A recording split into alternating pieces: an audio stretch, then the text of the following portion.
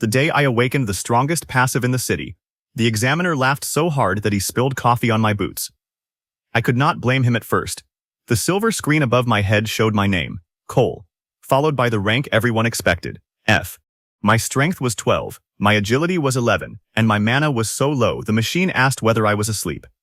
Then the hidden line appeared, solo multiplier, x 100. The room went quiet for half a second. 100-fold skill sounded like the sort of miracle that turned an unknown delver into a walking national emergency. Then the examiner tapped the details, and the miracle grew teeth. The passive activated only inside a dungeon while I was completely alone. No ally, no summon, no pet, no friendly NPC, no spectator, no remote observer. Communication would be sealed, external healing would fail. Rescue portals could not target me. If I died, the dungeon would consume my body and everything on it. The examiner read the clauses twice, looked at my paper armor and laughed. The other awakened recruits joined him. "So you get 100 funerals?" someone asked. I kept my face calm.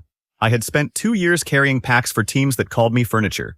I knew what weak delvers did wrong. They stared at the monster and wished their numbers were higher. Porters stared at the room, because the room was what killed people after the monster distracted them. I went home to the narrow apartment I shared with Leo and told him I had received a minor storage talent. It was the first lie I had ever told my brother, and it tasted worse than blood. He was studying structural engineering at the kitchen table, surrounded by bent models of gate supports.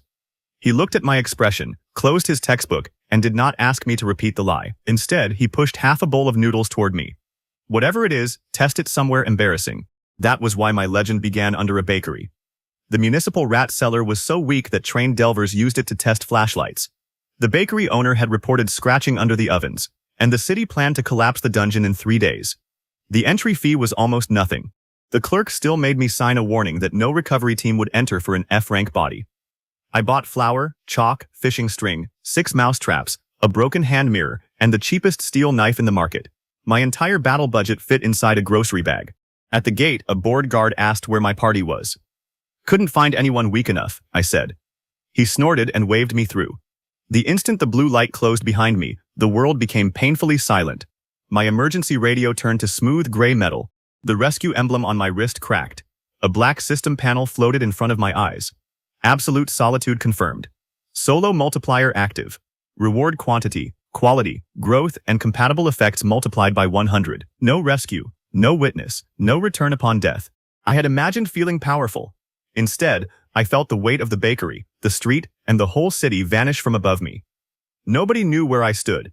If I screamed, the stone would keep the secret. Then a gray rat the size of a shoe attacked my ankle. I dropped the grocery bag, kicked it into a wall, and stabbed 3 times. The rat dissolved into blue dust. 1 tiny core bounced on the floor. Then 99 more followed. They poured from the air like hard blue rain. My storage pouch tore under the sudden weight. A second panel appeared. First solitary kill achieved. Weak vermin core multiplied. Bonus quality conversions applied.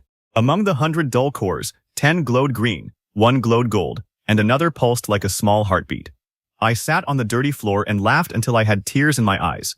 The examiner had focused on the risk, so had I. Neither of us had considered what 100 times nothing could become when quality was included. The scratching in the walls grew louder. I stopped laughing and started building. I dusted the corridor with flour to reveal tracks and air currents. Chalk marks showed which holes connected. Fishing string turned the narrowest junction into a tripline. I broke the luminous green cores against the hand mirror and learned that weak cores released 1 violent pulse before crumbling. Instead of fighting rats one at a time, I lured 14 with breadcrumbs, snapped the string and dropped the mirror into the pack. Blue light ricocheted through the corridor. 14 rats vanished. 1,400 rewards exploded into existence. The dungeon almost buried me in loot. I learned fast. Multiplied rewards were only useful if I could survive the avalanche. I stacked cores behind chalk dams. I fed gold ones into my knife, which absorbed them and gained a thin blue edge. I tore strips from my shirt to make drag sacks. Every weak monster became a resource puzzle. 1 rat gave me a poison fang. 100 fangs became caltrops. 1 patch of tunnel moss gave me a handful of healing pulp, but the moment I tried to press it to a scratch, the pulp turned black. External healing prohibited. The rule did not care that the medicine came from my own kill.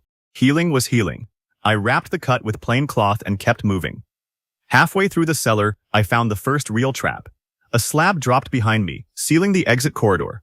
At the same moment, pale whiskers emerged from every hole in the chamber. The rats had not been wandering. They had been driving me toward a feeding room. At least 60 surrounded me. My new knife could cut one at a time. My luminous cores could blast them, but the chamber's support pillars were cracked. Too much force would turn the dungeon into my tomb, and no rescue emblem would pull me out. So I did what porters did best. I counted weight. The flower tracks showed that every rat avoided one corner. I scraped away the dirt there and found a thin stone cap over a drainage shaft. The rats knew it was unstable. I tied my remaining string around the cap, ran it between two pillars, and smeared poison fang dust along the safest approach. Then I climbed onto the slab that had sealed me in and threw a blue core across the room. The pulse did not kill the pack, it frightened them. They charged along the only clean path, exactly where I wanted. Their combined weight hit the cap. I pulled the string. The stone tilted like a trapdoor, and the front half of the swarm plunged into the shaft. The back half piled over them. I kicked loose one cracked pillar, not enough to collapse the ceiling, but enough to dump a curtain of rubble across the hole. The chamber went still. Then thousands of cores, claws, pelts, fangs, and tiny relic fragments burst through the rubble. The pressure launched me off the slab. I landed laughing again, because my terrifying hidden power had just converted sewer rats into a geological event. The growth knife became a short dagger. A gray coat assembled itself from 100 rat pelts and crawled over my shoulders. When I cut the sleeve, the fibers knitted shut. A silver ring swallowed the mountains of loot and opened a storage space larger than our apartment. At the bottom of the pile, I found a braided charm made from 100 thin tails. It had no attack value, no defense, and no rarity grade. Its description said only, "The smallest life knows when it is not alone." I almost left it. Then I remembered the clause about spectators and tied it to my belt.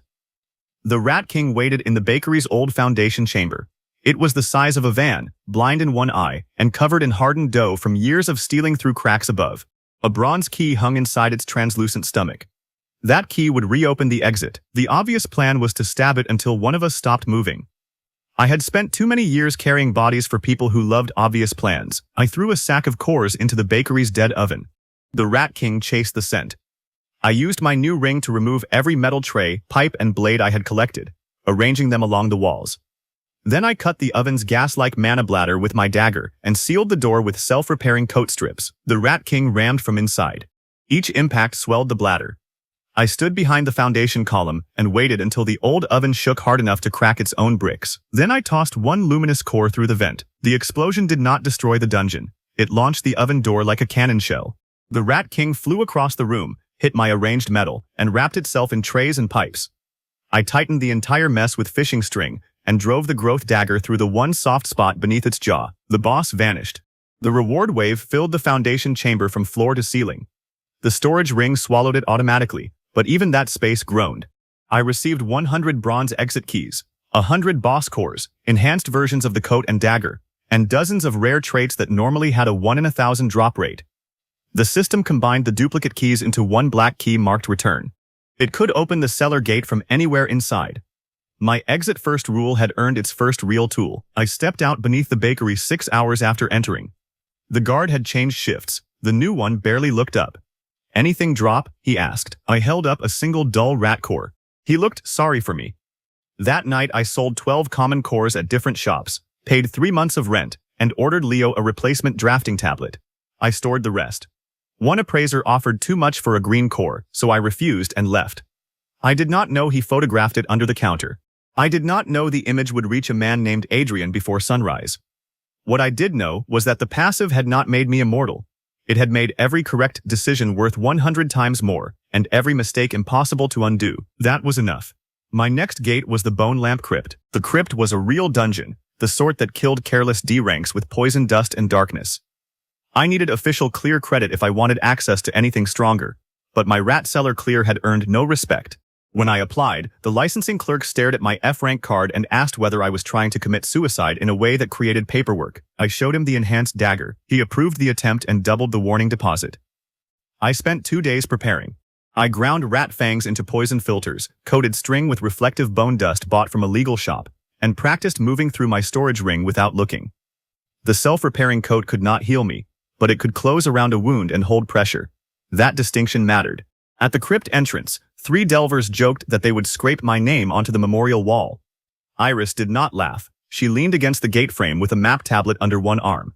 copper hair tied high, sharp green eyes measuring everything I carried. "That dagger grew recently," she said. "I water it." "You are either hiding a skill or making terrible choices. Those can both be true." She smiled without warmth.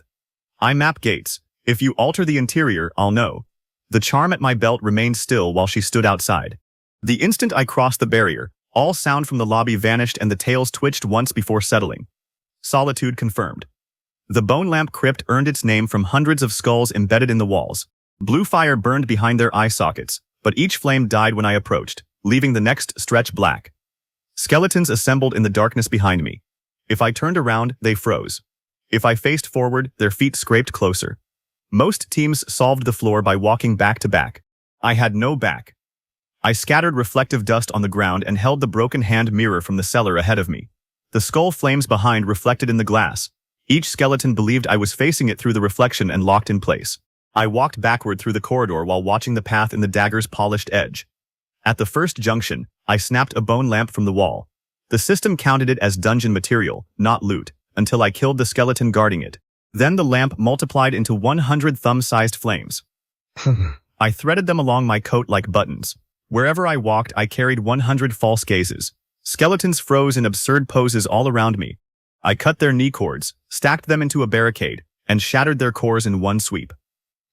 The reward burst upgraded my dagger again. It became narrow and black, with a blue line down the center. It could consume weak cores for a temporary edge. I fed it 10,000 rat cores and learned that temporary could be a frightening word. The second floor was poison. Green fog lay waist-high, hiding crawling bone hands. I used coat strips as filters and luminous lamps to heat rising currents. Every hand I killed dropped antidote seeds, 100 at a time, but I could not use their healing effect inside. Instead, I crushed the seeds into the fog. Their purification fought the poison, creating clear stepping stones in the air. I was halfway across when the charm on my belt snapped upright. Solo multiplier inactive. Additional living presence detected. My reward glow vanished. From behind a cracked wall came a human cough. I cut through the stone and found an injured delver trapped in an adjoining pocket, his leg pinned beneath a fallen coffin. He had entered through another branch days ago. His skin was green with poison, and his rescue emblem blinked too weakly to answer. For one ugly second I saw only what his presence cost me. The crypt boss was close. If I left him, the multiplier might reactivate when the poison finished its work. That thought scared me more than the dungeon. I lifted the coffin with a lever made from skeleton arms, wrapped his leg in my coat, and dragged him toward the nearest emergency crack. He tried to press a healing vial into my hand when poison burned through my glove. The vial turned black before it touched me. "What kind of curse is that?" he whispered. "The expensive kind." I shoved him through the crack until his rescue emblem caught an outside signal. The stone sealed behind him. My radio stayed dead. The charm tails slowly lowered. Absolute solitude confirmed. The multiplier returned. So did the poison burning up my arm. I could have exited. Instead, I tightened the coat around my elbow until my fingers went numb and walked toward the boss chamber. I had learned something more valuable than a drop table. The passive did not reward cruelty. It only made cruelty tempting. If I ever started measuring lives as lost loot, Adrian would not need to kill me. I would have done it for him, even though I had not met him yet. The Crypt Guardian was a giant priest assembled from bone lamps. Each blue flame represented a life it had consumed. It swung a staff that filled the chamber with poison rings. I could not heal through even one clean hit. I threw all 100 antidote seed bundles into the lamps overhead. Purifying vines erupted across the ceiling, not healing me, but stealing poison from the air. The Guardian raised its staff to burn them. I shadow-stepped for the first time, using boots formed from a rare skeleton drop. They carried me between two patches of darkness so quickly the world folded.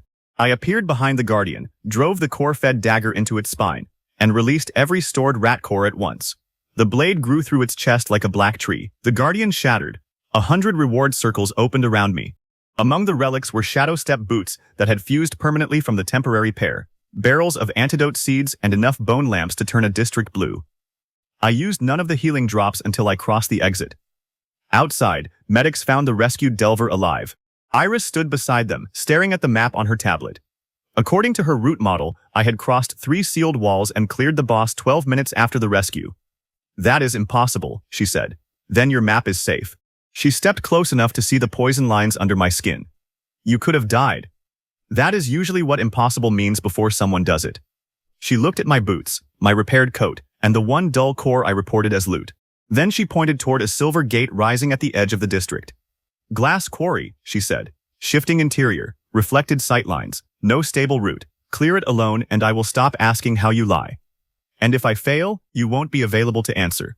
The 100 tails at my belt trembled in the wind. Somewhere behind us, a man photographed my new boots. Somewhere farther away, Adrian added a second impossible relic to a growing list. Before the challenge became official, the licensing board demanded a controlled combat test. They placed me in a concrete arena with 6 training constructs, while 3 evaluators watched from behind reinforced glass. The crowd guaranteed that solo multiplier would remain inactive even though the arena used dungeon stone. The first construct measured strength. It raised a block that weighed 2 tons and invited me to do the same. I used 1 gravity bracer and lifted it with a finger. The evaluator wrote equipment assisted and looked unimpressed. The second measured speed. I could have used shadow step, but every corner was brightly lit. I sent bone lamps ahead, creating moving shadows, then crossed the arena before the clock completed its first count. The evaluator wrote equipment assisted again. The remaining 4 attacked together. 1 projected barriers, 1 fired nets, 1 moved through the floor, and 1 repaired the others. The test expected a team to assign 1 roll per target. I threw my self-repairing coat over the barrier construct. It repaired every tear the machine made, wrapping tighter each time. I increased the net launcher's gravity until it pinned itself. I scattered flour to reveal the floor swimmer's wake, and drove my dagger into the concrete ahead of it. Then I used a luminous core against the repair construct's sensor, blinding it without destroying the expensive machine. All 4 stopped within 12 seconds. The evaluator stared at his form. Equipment assisted. I hope so, I said. I carried it here. Iris, watching from the exit, laughed once before hiding it as a cough. The board approved the glass quarry attempt because it could not find a rule against using good equipment intelligently. That test mattered later. It was the first time I proved to myself that multiplied rewards did not become ordinary just because the multiplier switched off.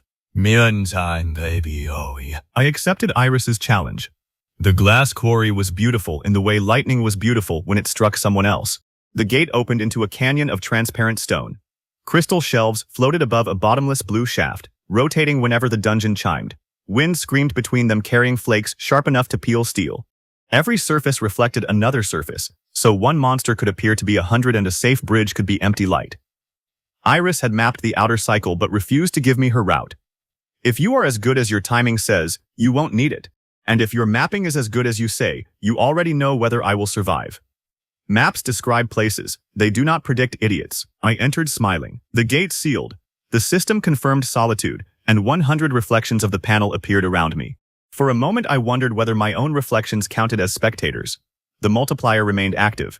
Apparently the system had standards. Glass hounds attacked before the first chime. Their bodies bent light around hollow cores, making their true positions almost invisible.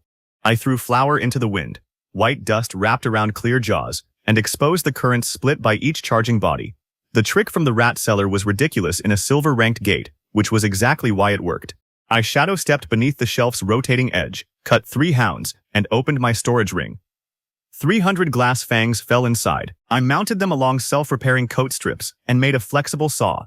When the next pack charged, I stretched the strip between 2 crystal posts.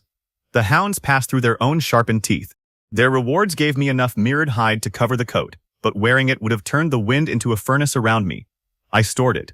Power was not the same as putting on everything shiny. The first chime rang. Every shelf rotated 90 degrees. I jumped before the floor became a wall. The shadow step boots needed darkness at both ends, but the canyon had almost none. So I threw bone lamps into the air. Their blue fire cast moving shadows behind the crystal slabs. I jumped from one artificial night to the next, climbing sideways while the quarry rearranged itself. The dungeon kept trying to lie with reflections. I kept forcing it to reveal physical facts. Flour showed air. Fishing line showed distance. A hanging bone lamp showed gravity. When I saw a bridge reflected ahead, I rolled a rat core across it. The core fell through. I stepped onto the reflection beside it, because the reflected bridge had to belong to something real. My boot landed on an invisible slab.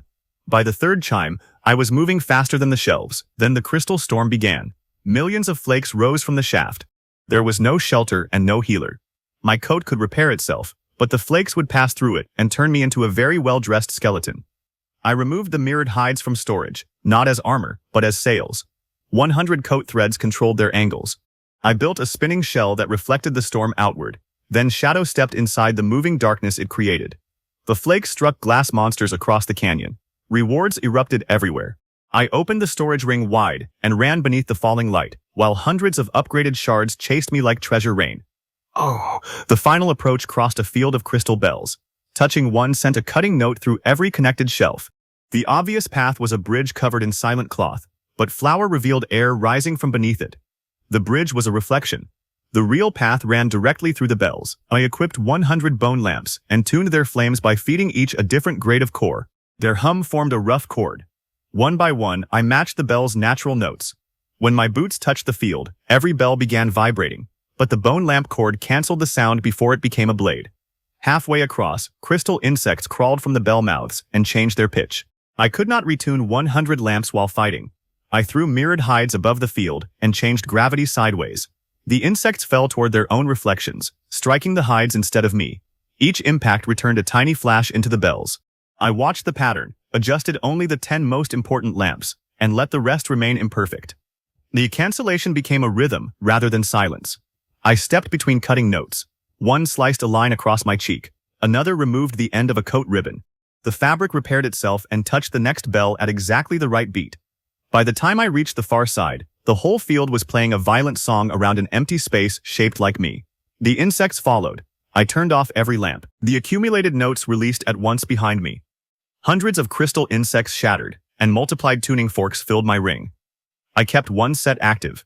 Their vibration later let Grant identify stresses in relic metal before a crack appeared. At the quarry's center stood the prism giant. It had no organs, no joints, and no core I could reach. My dagger left white scratches that healed instantly. Each time it moved, sunlight focused through its body and carved a glowing line across the canyon. I could not cut it. I could not outlast it. I could not ask Iris how the shelves aligned. So I gave the giant something fragile to destroy. I emptied 20,000 low-grade rat cores onto a crystal shelf. The pile glittered like blue gravel. The prism giant saw concentrated mana and brought both fists down. The cores burst, but crystal did not merely reflect their light. It split each pulse into a rainbow of mana frequencies. 20,000 weak explosions became hundreds of thousands of narrow beams inside the giant's transparent body. Cracks raced through it. I used the mirrored sails to catch its next killing beam, and turned the light back into the largest crack. The giant split from head to waist. Before it could fuse, I shadow-stepped into the darkness inside its chest, and drove my overcharged dagger outward. The whole canyon rang. The giant shattered into a storm of singing glass. The multiplied reward did not fall. It rose around me in a spiral, 100 tons of crystal plates humming at different notes. Silver bracers clamped around my forearms. When I pointed down, gravity doubled. When I crossed my wrists, gravity turned sideways. The floating shelves began collapsing now that the boss was dead.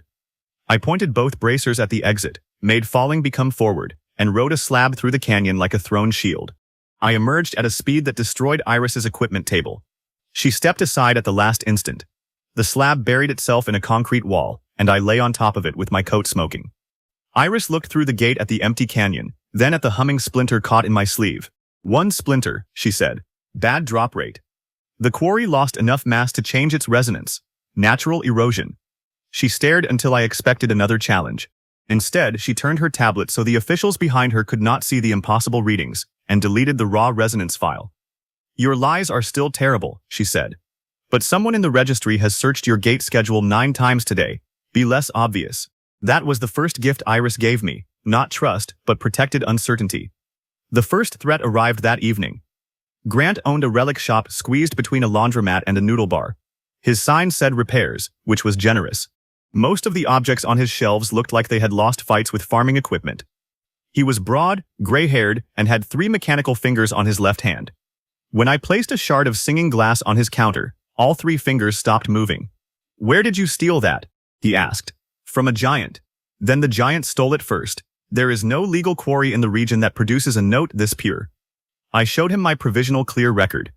He looked at the F beside my name, looked back at the glass, and locked the shop door. "How much?" he asked. "Enough for a mask that can survive a submerged gate." "I mean, how much glass do you have? How strong can you make the mask?" Grant's mechanical fingers tapped once. "You are going to be irritating. I can pay extra. That makes you irritating with money." Before we could bargain, Grant tested the shard with a tuning fork. The note made every broken relic on one shelf rattle. "This material remembers force," he said. "Strike it once, and it can repeat the vibration later. Strike it badly, and it repeats your mistake forever. He handed me a cracked copper ring and told me to repair it with the singing glass. I had never forged anything. I used the empty throne's predecessor, simple coat threads and gravity, to hold the shard against the crack while he heated it. The glass copied the ring's vibration, found the mismatch, and snapped the damaged half clean off. I made it worse, I said. You removed the lie. That is the beginning of repair. He cut a new band, fitted it to the honest edge, and used 3 tuning forks to teach the glass its new shape. The lesson stayed with me. Sometimes the fastest path to strength was not preserving a damaged structure. It was deciding what part could no longer be saved. Before we could bargain further, someone knocked 3 times on the locked door. 4 men in clean black coats stood outside. Their leader held up a silver card embossed with a white eye. Grant's face hardened. Collectors. He opened the door only a hand's width. The leader said a private buyer wished to purchase every piece of material I had recovered from the quarry. The price he named could have bought the whole street. I refused. The leader smiled as if I had accepted. Adrian appreciates rare things. He dislikes watching them get damaged. Then he should stay away from mirrors. The collector's eyes moved to Grant. Craftsmen are easier to damage than relics. I wanted to break his wrist. Instead, I thanked him for the offer and let him leave. Grant waited until the footsteps faded. You should have broken his wrist. I thought you repaired things, not personalities. I asked for 2 days and borrowed his worst relic cases. Then I went to Leo. My brother listened as I described the collectors without mentioning why the glass mattered. He did not ask where it came from. He built 12 tiny recording beacons from old gate sensors, each disguised as a screw or drain cap.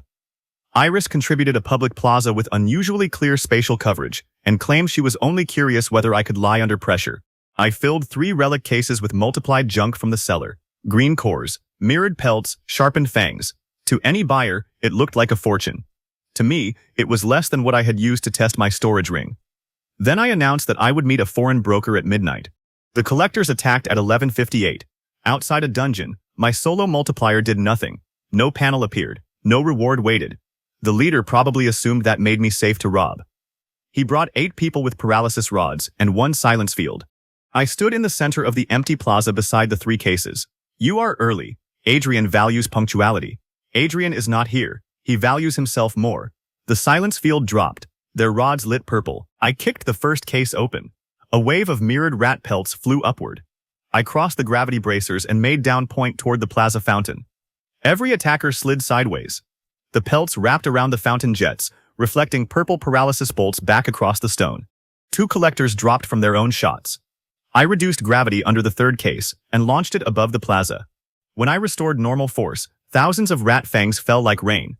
They were too small to kill through armor, but they pinned every coat to the ground. The leader tore free and swung a relic blade at Grant, who had stepped from the shop entrance exactly as planned. I shadow-stepped through the fountain's darkness, caught the leader's arm, and let the gravity bracer multiply the weight of his weapon. His shoulder hit the pavement. I did not break his wrist. Grant stepped on it for me. The silence field collapsed. Sirens flooded the plaza. Leo's beacons rose from the drains and projected 12 views of the attack onto the surrounding walls. Iris had routed every angle to the city watch before the first rod fired. The collectors stared at themselves, threatening Grant, striking first, and carrying illegal paralysis relics. The evidence was too public to disappear. Tell Adrian, I said to the leader, that if he wants my things, he can keep sending me people who bring more. The watch dragged them away. Grant picked up one of the illegal rods, snapped it in half, and examined the core. You baited criminals with rat garbage, he said. Multiplied rat garbage. He looked at the 3 cases, finally understanding that my supply problem might be unusual. I do not want to know where it comes from. Good. I do want first choice of anything that sings, burns without fuel, bends force, or insults conventional metallurgy. In exchange, I make sure your miracles do not explode while you are wearing them. That was how Grant became my smith. It was also how Adrian learned I was dangerous outside gates. He never contacted me directly. He did something smarter. He let his captured collectors take the blame, abandoned every traceable warehouse, and sent an anonymous package to the licensing board containing footage of my plaza fight. The board saw an F rank, using equipment beyond his rating. They could have suspended me. Instead, because the criminals had attacked first and the city was short on delvers, they promoted me provisionally to D rank and made me carry a monitoring seal. Adrian had opened stronger gates for me just to see what came back out. The first was the tidal vault. A blue gate had formed below an old reservoir. Every 6 hours, dungeon water poured through and raised pressure beneath a residential district. A team could have cleared it, but every team that entered lost equipment to the crushing cycles. The board needed someone with gravity control and a poor sense of self-preservation. Grant finished my mask the night before entry. Singing glass formed the lenses and a thin collar. Oxygen pearls from cheap shell monsters powered it, though I had only purchased 3. "This will give you 9 minutes at depth," he said. I opened my storage ring just enough to show him a mound of shell cores I had quietly farmed from a beginner gate. Grant stared into a space filled with tens of thousands of pearls. 9 minutes each? I asked. He closed the ring with one mechanical finger. I said I did not want to know. Iris inspected the reservoir maps. Leo checked the exterior supports. Neither would enter. They believed that was my preference. Only I knew it was the price. When I stepped through the blue gate and the world filled with water, the 100-tailed charm pressed flat against my leg. Solitude confirmed. The vault dropped away beneath me like a drowned city. Far below, something enormous opened one golden eye. Water hit me with enough force to flatten a car. I crossed my gravity bracers and changed down into forward, turning the fall into a dive. The singing glass mask sealed around my face. An oxygen pearl dissolved in its collar, and 9 minutes appeared across the lens. I had thousands. That did not mean I had time to waste. The tidal vault was built in layers. At the top, pale shell mites clung to drowned rooftops. Farther down, armored eels coiled around towers. At the bottom, the golden eye watched from beneath a circular door. Every 90 seconds the dungeon inhaled. Water rushed upward through the streets, carrying anything loose toward blades in the ceiling. Then it exhaled, crushing everything back down. Teams failed because they fought the cycle. I wanted to own it. I killed 1 shell mite and received 100 oxygen pearls. I killed 10 more and received upgraded pearls that lasted longer, filtered poison, and released bubbles on impact. Then I stopped farming. Greed was easiest to notice when the loot was already filling the hallway. Using self-repairing coat strips, I tied pearls beneath stone awnings. I increased gravity during the next inhale, keeping the pearls anchored while loose eels flew upward. At the peak, I cut the strips. Hundreds of bubbles erupted beneath the eels and launched them into the ceiling blades. Rewards filled the street like underwater snow. I moved downward in stages. The coat became my extra hands. I cut it into ribbons, tied them to towers, and let the fabric repair behind me, creating elastic lines. When the vault inhaled, the lines stretched and stored force. When it exhaled, I released them and shot past entire blocks. The pressure increased until my bones vibrated. I used gravity to make myself lighter, but pressure came from every direction. A pearl in the mask cracked. I replaced it without breaking the seal, then fed 10 enhanced shell cores into the collar. The singing glass grew thin gills. Grant had said his miracles might explode while I wore them. I decided not to mention that the mask had begun improving itself. At the middle layer, I met the armored eels. Their scales redirected force. My dagger slid away. Gravity bent around them. Even the water currents split before touching their bodies. I stopped trying to hit them. I placed a line of oxygen pearls through a tower, waited for 3 eels to coil around it, and triggered the bubbles inside the stone. The tower did not explode outward. It became briefly weightless, rose into the inhaling current, and carried the eels with it. At the last second, I multiplied gravity directly beneath the tower. The stone fell while the current still dragged the eels upward. The creatures stretched between 2 irresistible forces. Their scales held. The hinges under the scales did not. 100 sets of redirecting armor filled my ring. I shaped several into fins around my bracers, letting me carve curves through pressure instead of moving in straight lines. The golden eye below closed. The circular door opened. Beyond it, the vault was dry. I fell onto blue tile in a chamber full of delicate towers. Small translucent beings with finned arms worked around a central mechanism, turning wheels and patching cracks. They stared at me. The charm's 100 tails stood straight. Solo multiplier inactive. Friendly NPC presence detected. The beings were dungeon custodians. They had maintained the vault for centuries and were losing their fight against a broken pressure heart. The giant eye belonged to their guardian, a whale-shaped machine circling outside. One custodian offered me a glowing wrench. A system panel labeled it companion tool. I did not touch it. I could have killed the custodians. The passive would have returned, and the central mechanism probably would have dropped 100 legendary parts. That was the clean mathematical answer. Instead, I pointed toward the upper gate. The custodians understood. They shook their heads and pointed at the cracking heart. If they left, the next cycle would collapse the chamber. I could not communicate through the gate, but I could build. I removed 1,000 coat ribbons, 100 eel fins, and enough oxygen pearls to float a building. I connected the chamber's towers into one enormous net. When the vault inhaled, I reversed gravity and tore the entire dry chamber loose from its foundation without breaking the walls. The whale guardian attacked. Its mouth fired a pressure beam that bent the tiles. I caught part of the impact in the eel fins around my bracers, but the force had nowhere to go. My arms nearly snapped. A clear blue stone inside the broken mechanism pulsed in response. It was not a reward yet, just part of the dungeon. I wrapped it in the self-repairing coat and used it like a battery. The next pressure beam hit. The stone swallowed the impact and darkened. I had discovered the Stillwater Heart before I earned it. The floating chamber rose through the circular door. I steered it with gravity while the custodians spun every wheel they could reach. Because they were present, none of the pursuing creatures gave multiplied loot. I did not care. My only objective was the gate. At the upper layer, the inhale reversed. The chamber began falling. I cut every oxygen pearl at once. A city-sized bubble lifted the structure through the final streets. The custodians burst from the gate in a sphere of water and landed inside the reservoir where Iris's emergency barriers caught them. I came out behind them, gasped one breath, and turned around. Iris grabbed my coat. The gate is collapsing. Not yet.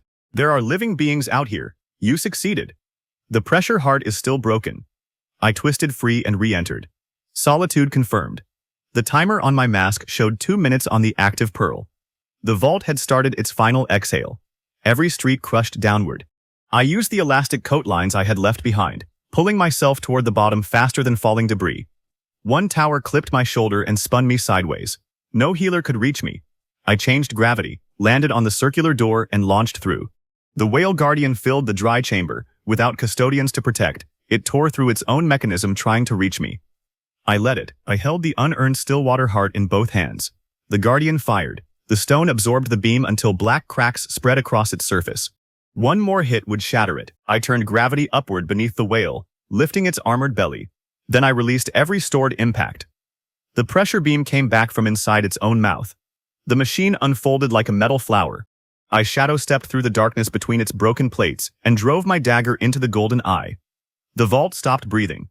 100 reward streams poured into the Stillwater Heart. It shrank into a blue sphere that fitted beneath my coat and gained a silver meter. The system confirmed that it could store physical force and release it later. The Guardian yielded armor, propulsion fins, and enough water cores to supply the district for a year. I used one core to stabilize the pressure mechanism.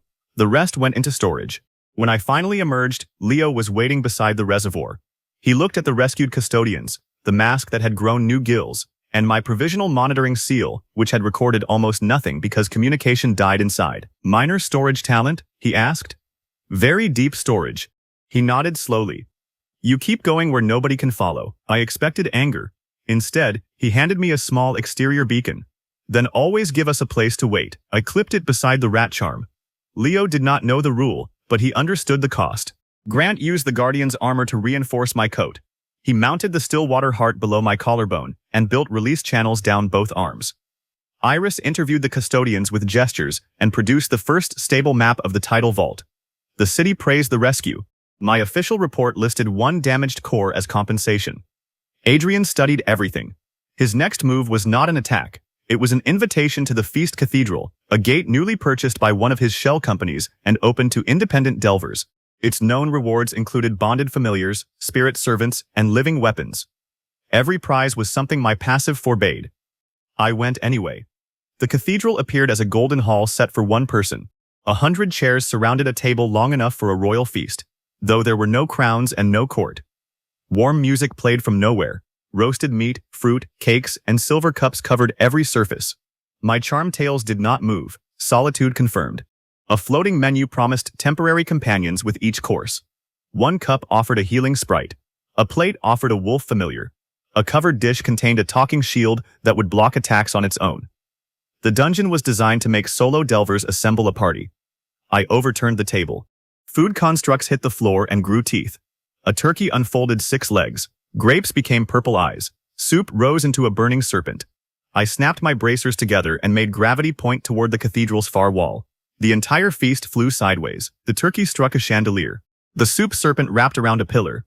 I caught their combined impacts in the Stillwater Heart, then released the force through a silver serving tray. The tray crossed the hall like a circular blade, cutting every table leg at once. 100 reward plates appeared. I used them as weapons. The empty feast grew more elaborate with every chamber. In one room, forks flew like birds. I controlled coat threads to tie them together and created a metal net. In another, Armored chefs regenerated whenever food remained. I fed every dish into my storage ring, leaving them with nothing to cook and nowhere to heal. In a hall of singing cups, I used bone lamps to heat the air and changed the pitch until the cups shattered one another. The rewards were absurd. 1 killed bread golem became 100 loaves that increased strength for an hour. 1 salt spirit became enough purification crystals to clean the reservoir. I could not use healing food inside, but I could use everything else as ammunition. At the 7th table, a small child sat alone.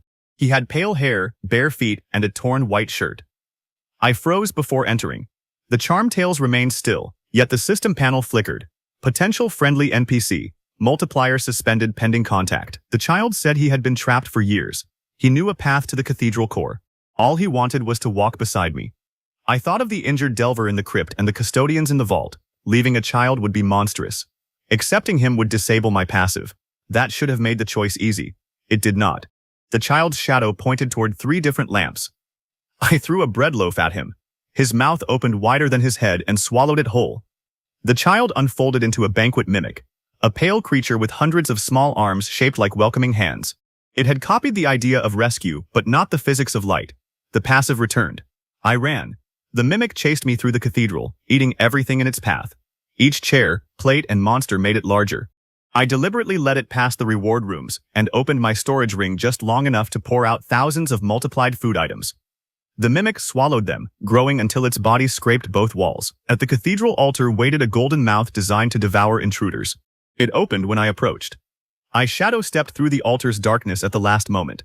The mimic, too large to turn, plunged straight inside. The altar tried to digest the creature. The creature tried to digest the altar. I stood on the balcony and released the Stillwater Heart's stored force through the chandelier chain. The entire ceiling dropped, driving both hungry things together. They consumed each other until only a small black core remained. When I stabbed it, 100 crown fragments appeared in a ring. They fused around my shoulders into a weightless harness. Thin silver threads reached toward every object I owned. Empty throne acquired. Directly control up to 100 equipped items. Autonomous behavior unavailable. Controlled objects remain equipment, not summons. I grinned. The dungeon had offered me companions. Instead, it gave me 100 hands. I equipped knives, plates, glass fangs, bone lamps, coat ribbons, and gravity fins. The empty throne lifted them around me in a precise orbit. Nothing acted on its own. Every turn came from my mind and mana. The passive remained active. On the final floor, I fought a hall full of living statues by making 100 weak objects perform one strong plan. Plates reflected their eye-beams. Coat strips caught their ankles. Fangs cut their exposed necks. Bone lamps created stepping shadows. I moved through the center without touching the ground, conducting a storm of junk that had once been beneath every delver's notice. The herbs of statues changed formation after the first wave. 10 locked shields into a dome while the others aimed through narrow gaps. A direct attack would have bounced between them until one of my own weapons hit me. I lowered every controlled object and let the hall believe the storm had ended. Then I equipped 100 salt crystals from the shattered cup room. They were too weak to damage stone. I rolled them across the floor into a ring around the shield dome. The statues ignored them. I released a thin stream of water from the tidal vault and spun the crystals with gravity. Salt water climbed the shields, entered the gaps, and reached the statues' eye mechanisms. Their beams scattered through the brine. The dome became a lantern. I placed mirrored plates around it and fed the scattered light back through every opening.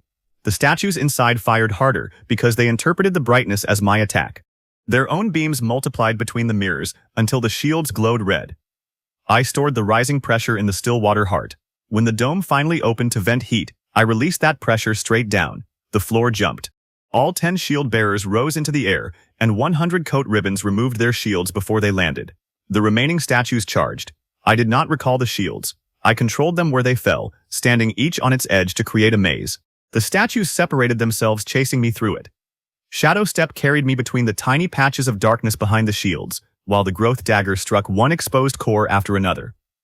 The last statue tried to kneel and offer itself as a companion. The panel labeled it a guardian servant. I refused, removed its core, and received 100 guardian emblems. The 100-fold engine did not exist yet, so I stored every emblem and wondered whether I would ever find a use for so many copies. I would. The boss died beneath a spinning halo of rat fangs. When I emerged, Grant looked at the silver threads around my shoulders and began swearing with professional admiration. Iris asked how many objects I could control. I said enough. Leo clipped a stronger beacon to my belt. Across the street, a small brass beetle watched from a windowsill. The rat tail charm snapped toward it. I crushed the beetle between two floating plates. Inside was an eye-shaped lens linked to Adrian. He had learned something from the cathedral. I always entered alone. I never used familiars. I never allowed a camera through the gate. He did not know why yet, but he had begun counting the empty space around me. The spiral foundry was supposed to be empty. Its gate had formed inside an abandoned factory and copied the building downward in a corkscrew. Each level contained furnaces, presses, and assembly lines operated by molten golems. The licensing board wanted its fire core before heat cracked the real foundations. Iris scanned the entrance twice. No registered teams inside. No biological signatures. The rat charm hung still. I crossed the gate. Solitude confirmed. The first golem died when I used the empty throne to remove every bolt in its knees at once. Its metal plates multiplied into 100 heated shields. I formed them into stairs over the molten floor. On the second level, presses tried to crush me in sequence. I sent coat ribbons through their gears, stored the impacts in the Stillwater heart, and walked beneath the frozen machines. The third level assembled enemies faster than I could destroy them. Empty armor entered on one belt. Furnace cores arrived on another. Weapons descended from overhead hooks. Robotic arms combined the pieces every 6 seconds, producing a new golem. I tried cutting the belts. Self-repair gears replaced them. I jammed the arms. Backup arms unfolded. The foundry was not reacting specifically to me. It was doing what it had been built to do, and I had stepped into the middle of production. So I changed the product. The empty throne took control of 100 small components. I swapped left boots for right, placed cores backward, reversed elbow plates, and gave every golem 2 weapons meant for the same hand. The assembly line continued flawlessly. Its next wave stepped down, tried to march, and fell into a tangled heap. I increased gravity on the heap until the armor compressed. The foundry interpreted the mass as raw stock and carried it back toward the furnace. I rode on top. Each time a repair arm approached, I gave it one incorrect piece. Within minutes, every machine on the level was repairing a different machine's mistake. The production line tied itself into a metal knot. I killed only the central furnace core. One reward became 100 precision clamps, each able to hold position against heat and vibration. I equipped them immediately. The empty throne became steadier, and the clamps later held captive cells open while the foundry collapsed. Then the multiplier switched off. Additional living presence detected. The charm tails pointed in 12 directions. Small brass beetles crawled from cracks in the walls. Each carried a living eye suspended in clear gel. They were not ordinary cameras. Adrian had made biological observers so the system would count them as spectators. My first instinct was to destroy them. My first volley of glass fangs killed 7. The remaining tails still pointed outward. Hidden compartments opened along the assembly line. Inside were people bound in heat-proof blankets. Adrian had kidnapped 12 workers from unlicensed gate sites and distributed them throughout the foundry. None could speak through the silence, but all could see me. The multiplier was gone. Molten golems rose from every furnace. Adrian had finally found the edge of my blade. If I fought, I gained ordinary rewards while exposing my abilities to his beetles. If I fled, the captives burned. If I killed every witness, I regained the passive. He expected the last possibility to tempt me. I bowed toward the nearest beetle. Then I sent 100 objects in 100 directions. Coat ribbons sliced restraints. Heated shields became bridges. Gravity fins lifted blankets away from sparks. Bone lamps marked routes in blue. I caught a press impact in the Stillwater heart and released it beneath the assembly floor, tilting the entire level toward the exit spiral. The captives slid on metal sheets while golems chased them. I moved between the machines and used no multiplied loot, only the gear I had already earned. One golem punched through my coat and cracked a rib. The fabric sealed around my chest but could not heal the bone. I kept moving. The beetles watched everything. Good. I wanted Adrian to watch me choose people over rewards. On the 4th level, the foundry reversed its belts. 3 captives began sliding toward a furnace. I made gravity point at the ceiling, caught them on a net of coat threads, and shadow stepped between the darkness under moving presses. Each jump tore at my injured side. I landed on a golem's shoulders, removed its head with 6 gravity-loaded shields, and used the collapsing body as a bridge. The rat charm tails lowered one by one as captives crossed the exterior gate. Iris would be there. She would not know my plan, because the dungeon sealed communication, but she knew what to do with injured people falling from impossible places. At the lowest level, one tail still pointed down. I found the final captive locked inside a transparent crucible suspended above the core furnace. The heat had made him unconscious. 4 giant golems guarded the controls. Above them hung thousands of unfinished tools. The empty throne could control only 100 equipped items. I did not need thousands. I selected every 10th tool in a spiral pattern and pulled. Wrenches, hammers, hooks, and cutting wheels spun around the chamber. I was not commanding a swarm. I was moving each object, feeling every angle through the silver harness. It was like playing 100 games of catch while standing inside an oven. The tools struck joints, blocked furnace vents, and tightened chains around the golems. I released stored pressure through the floor. All 4 machines lifted. Gravity rotated sideways. They crashed into one another above the furnace and melted together. I opened the crucible and wrapped the captive in my coat. The charm still pointed below. There was another life inside the largest golem. I tore open its chest and found no person, only a sealed brass shell containing one last eye beetle. The shell was shielded against blades, heat, and gravity. Adrian had built it to survive the foundry core. The captive needed the exit. The dungeon was collapsing.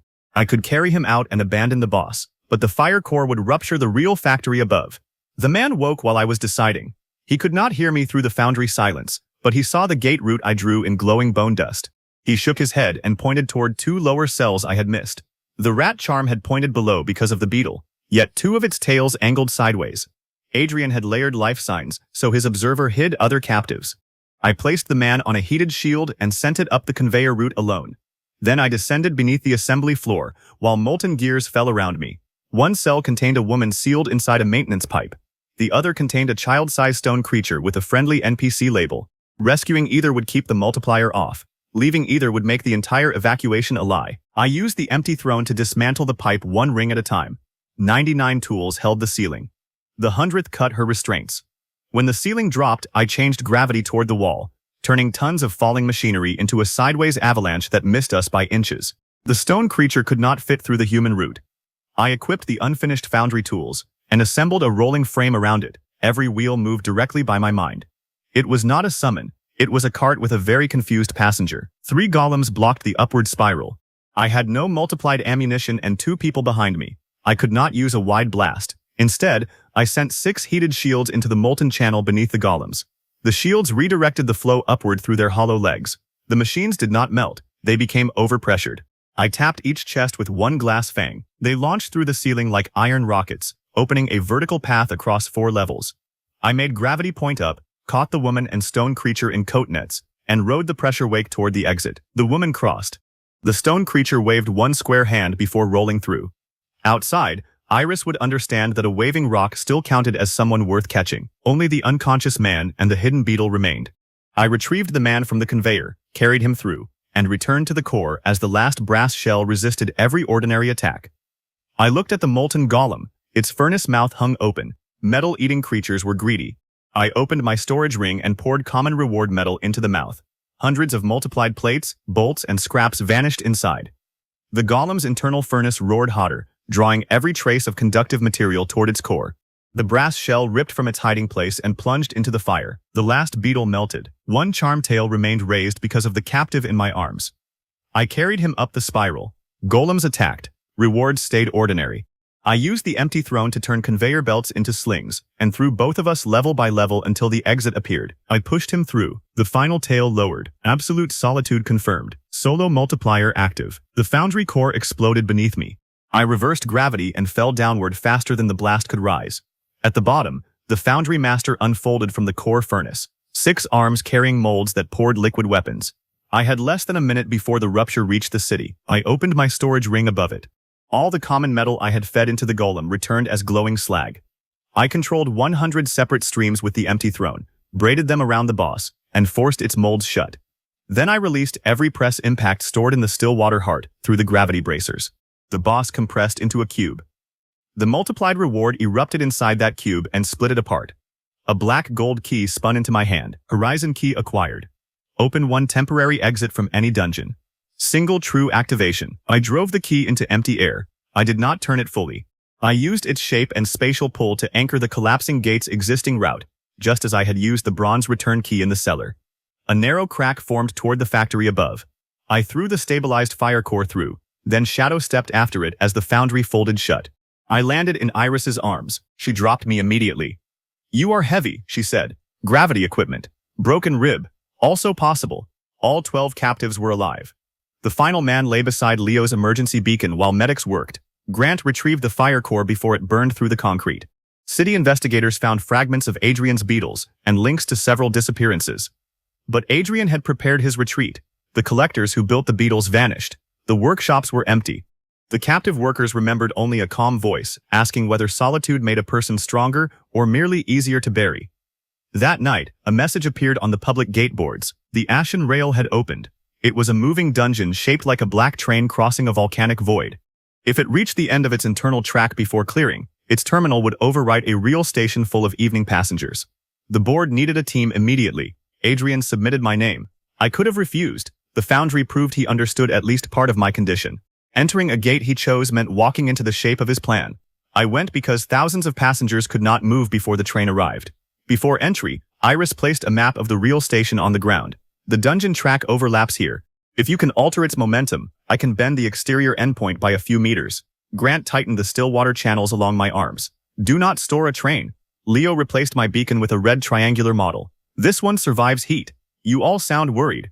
We have met you, Iris said. I stepped through alone. The ashen rail was already moving. Hot wind tore at the coat. Behind me, the rear gate shrank into sparks. Ahead stretched 12 black carriages, each protected by a different monster crew. The volcanic landscape moved so fast that jumping off meant vanishing into fire. The timer above the first carriage showed 52 minutes until terminal impact. Solitude confirmed. I drove the horizon key into the rear door without turning it. Its spatial pull marked the moving train's exit relative to me, giving Iris's exterior map something to catch. The key trembled but remained unspent. Then I entered the first carriage. Ash soldiers fired burning arrows between rows of empty seats. I used gravity to make the arrows fall sideways into the windows, then controlled 100 seat hinges with the empty throne. The chairs folded like jaws around the soldiers. One kill became 100 ember tickets. The tickets could command doors. I sent them ahead through the ventilation system, opening and closing carriage doors in rhythm. Hot pressure pulsed down the train. Monsters stumbled into one another before I reached them. In the second carriage, lava hounds chased me across the ceiling after I inverted gravity. In the third, a conductor made of coal tried to punch my ticket through my chest. I fed its own impact into the still water heart and stamped it flat with the return force. The fourth carriage had no floor, only chains hanging over the volcanic void. Winged ticket cutters attacked anyone who held still. I equipped 100 ember tickets and made them orbit like stepping stones. The tickets were thin enough to burn under my weight, so I changed gravity with each step, falling from one to the next rather than standing. The cutters followed my path. I closed the carriage doors in front and behind, trapping the hot wind. When I opened both at once, pressure stripped the creatures from the chains and carried them into the fifth car. That carriage was frozen. Heat vanished at its threshold. The winged creatures became brittle and shattered against the seats. Their multiplied brass wings formed 100 fans. I used them to pull volcanic air through the door in controlled breaths. Ice soldiers woke from the walls, but every breath melted their feet while leaving their weapons solid. I controlled those loose weapons before the soldiers could bend down to retrieve them. The sixth carriage contained an enormous scale with the next door on its far side. Every item I carried made the near pan heavier. The train demanded that I abandon my loot to cross. I opened the storage ring above the far pan.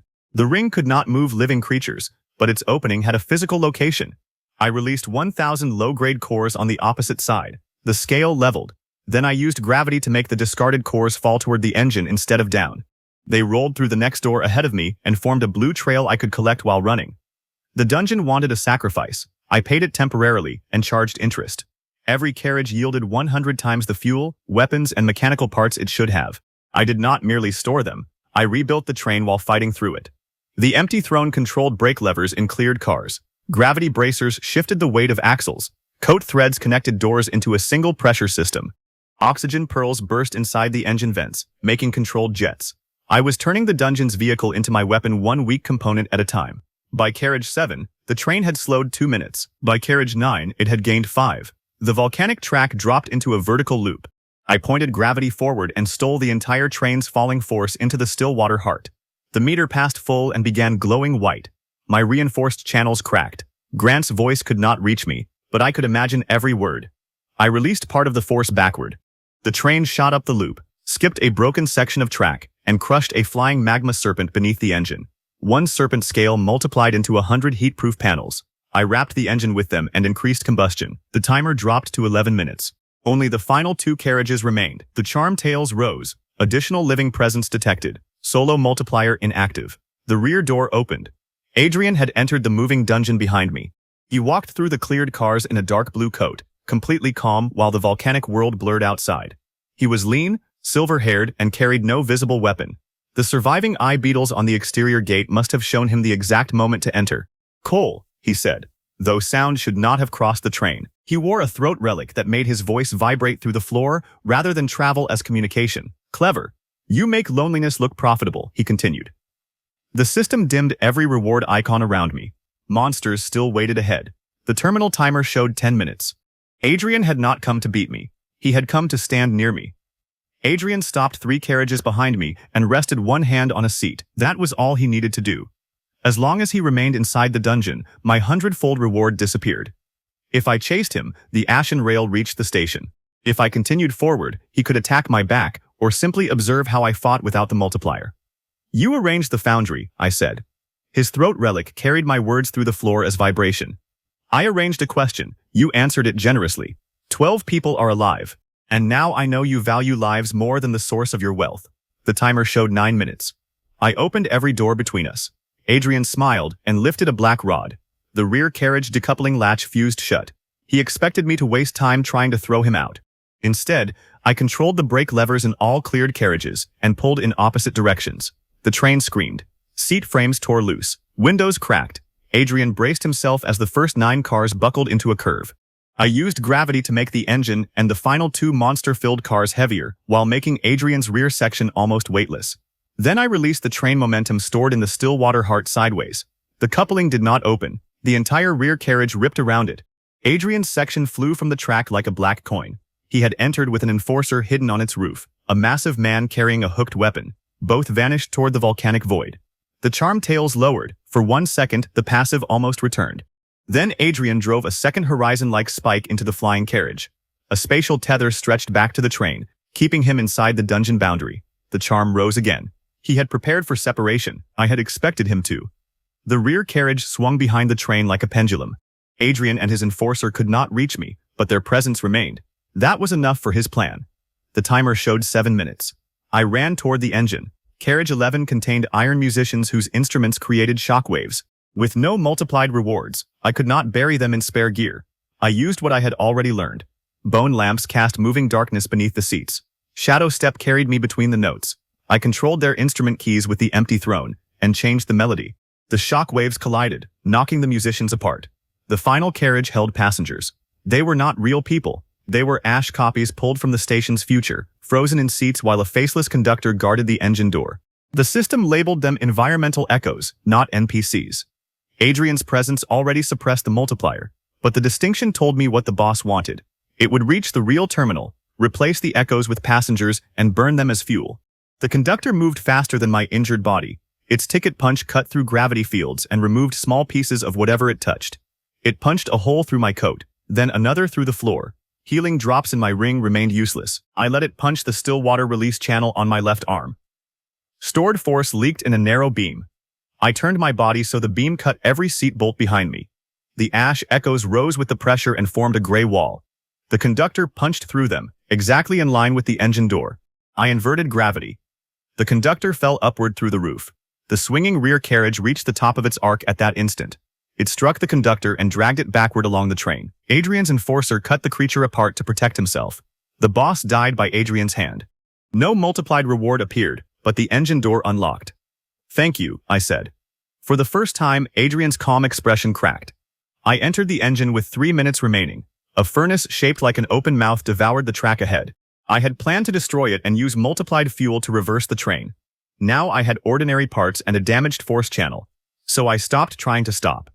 I fed every ember ticket into the furnace. I wrapped heat-proof serpent panels around the wheels. I made gravity point forward along the track and released the last stored momentum. The ashen rail accelerated. Adrian laughed through the floor. "The terminal is ahead." "I know." I drove the horizon key deeper into the engine wall. Outside the dungeon, Iris had been waiting for a stable spatial signal. The key's pole connected to Leo's red beacon at the real station.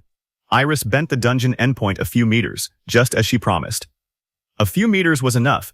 The ashen rail reached the terminal at impossible speed and emerged not onto the passenger platform, but onto a maintenance track angled toward an unfinished gate barrier. The first 10 carriages crossed. Iris dropped a spatial wall between them and the swinging rear section. Adrian's tether snapped. The rear carriage returned to the dungeon void with him inside. His enforcer had jumped forward before the barrier and landed on the real track beside me. The multiplier stayed inactive in the crowded station. Hundreds of passengers watched from behind evacuation lines. The enforcer charged, believing the crowd made me weak. He swung the hooked weapon. I caught it between gravity fields, stepped inside his reach, and drove my ordinary shoulder into his chest. The atlas veins did not exist yet. My ribs screamed. I used the pain to time his breathing, wrapped a coat strip around his ankle, and released the last drop of train momentum from my broken channel. He flew through 3 empty ticket booths and stopped beneath Iris's spatial barrier. City officers surrounded him. I had beaten him with no active multiplier, and no new reward. The ashen rail dissolved behind us. Its engine dropped one ordinary black cylinder into my hands. Because I had cleared most carriages while alone, the system calculated the final contribution strangely. All the duplicate fuels and parts I had already earned condensed through the cylinder. 100-fold engine acquired. Compress excess duplicate rewards into compatible upgrade energy. Adrian escaped the collapsing rear carriage through his own emergency spike. He appeared on a rooftop across the district, far beyond Iris's barrier. He had lost his enforcer and failed to destroy the station, but he held a silver map fragment taken from the train's hidden safe. He had paid for that fragment with the rest of the dungeon. Before vanishing, he lifted it so I could see the shape etched across its surface, a mountain made of stacked gates. The world's spine. Grant repaired my force channel and complained for 2 uninterrupted hours. Leo's beacon had melted but kept transmitting. Iris admitted she had bent the endpoint 6 meters instead of the predicted 2, then blamed my speed for making the math interesting. The city promoted me to C rank. Public footage of the station fight spread everywhere. People who had laughed at my awakening now argued that my official rank machine must have been broken. I should have celebrated. Instead, I studied the silver residue Adrian left on the platform. The map fragment carried pollen from the Abyss Orchard, a dungeon that opened only during moonless nights. Its central fruit was said to reveal the path to any sealed location. If Adrian had half the map, I needed the fruit before he found the other half. The Abyss Orchard did not attack with strength. It grew monsters from fear. I entered beneath a black sky. White trees stretched in every direction, each branch heavy with red fruit shaped like sleeping hearts. The ground pulsed under my boots. Solitude confirmed. A system notice appeared. The orchard feeds on doubt. Wounds born in certainty remain. Wounds born from hesitation heal the orchard. I still could not receive healing. The monsters could. My first enemy grew from a thought I had before I could stop it. I remembered the enforcer's hook cutting my coat, and wondered whether Adrian would enter again. A red fruit split open. A long-limbed hunter dropped from the tree carrying the same hooked weapon. It was not a copy of the enforcer. It was the shape of my fear, faceless, too tall, with joints bending the wrong way. When I cut its arm, my doubt closed the wound. I tried to empty my mind. The orchard laughed through rustling leaves. Trying not to fear was still fear, so I gave it more. I imagined the hunter becoming faster. 3 fruits opened. I imagined it growing armor. 5 more split. I imagined 100 of them surrounding me. The branches bent under new weight. Then I poured poison seeds from the bone lamp crypt around the tree roots and fed their duplicates into the 100-fold engine. The cylinder compressed them into a single black-green charge. I stabbed it into the soil. Every fear fruit drank poison as it formed. The hunters dropped already dying. Their rewards multiplied because I had created stronger enemies without adding another living presence. Hundreds of fear cores rolled through the orchard. I laughed. The orchard wanted my doubt. I had an unlimited supply and a machine that made bulk useful. I turned fear into a farming method. The orchard adapted only in the natural way predators adapt. It used whatever I fed it.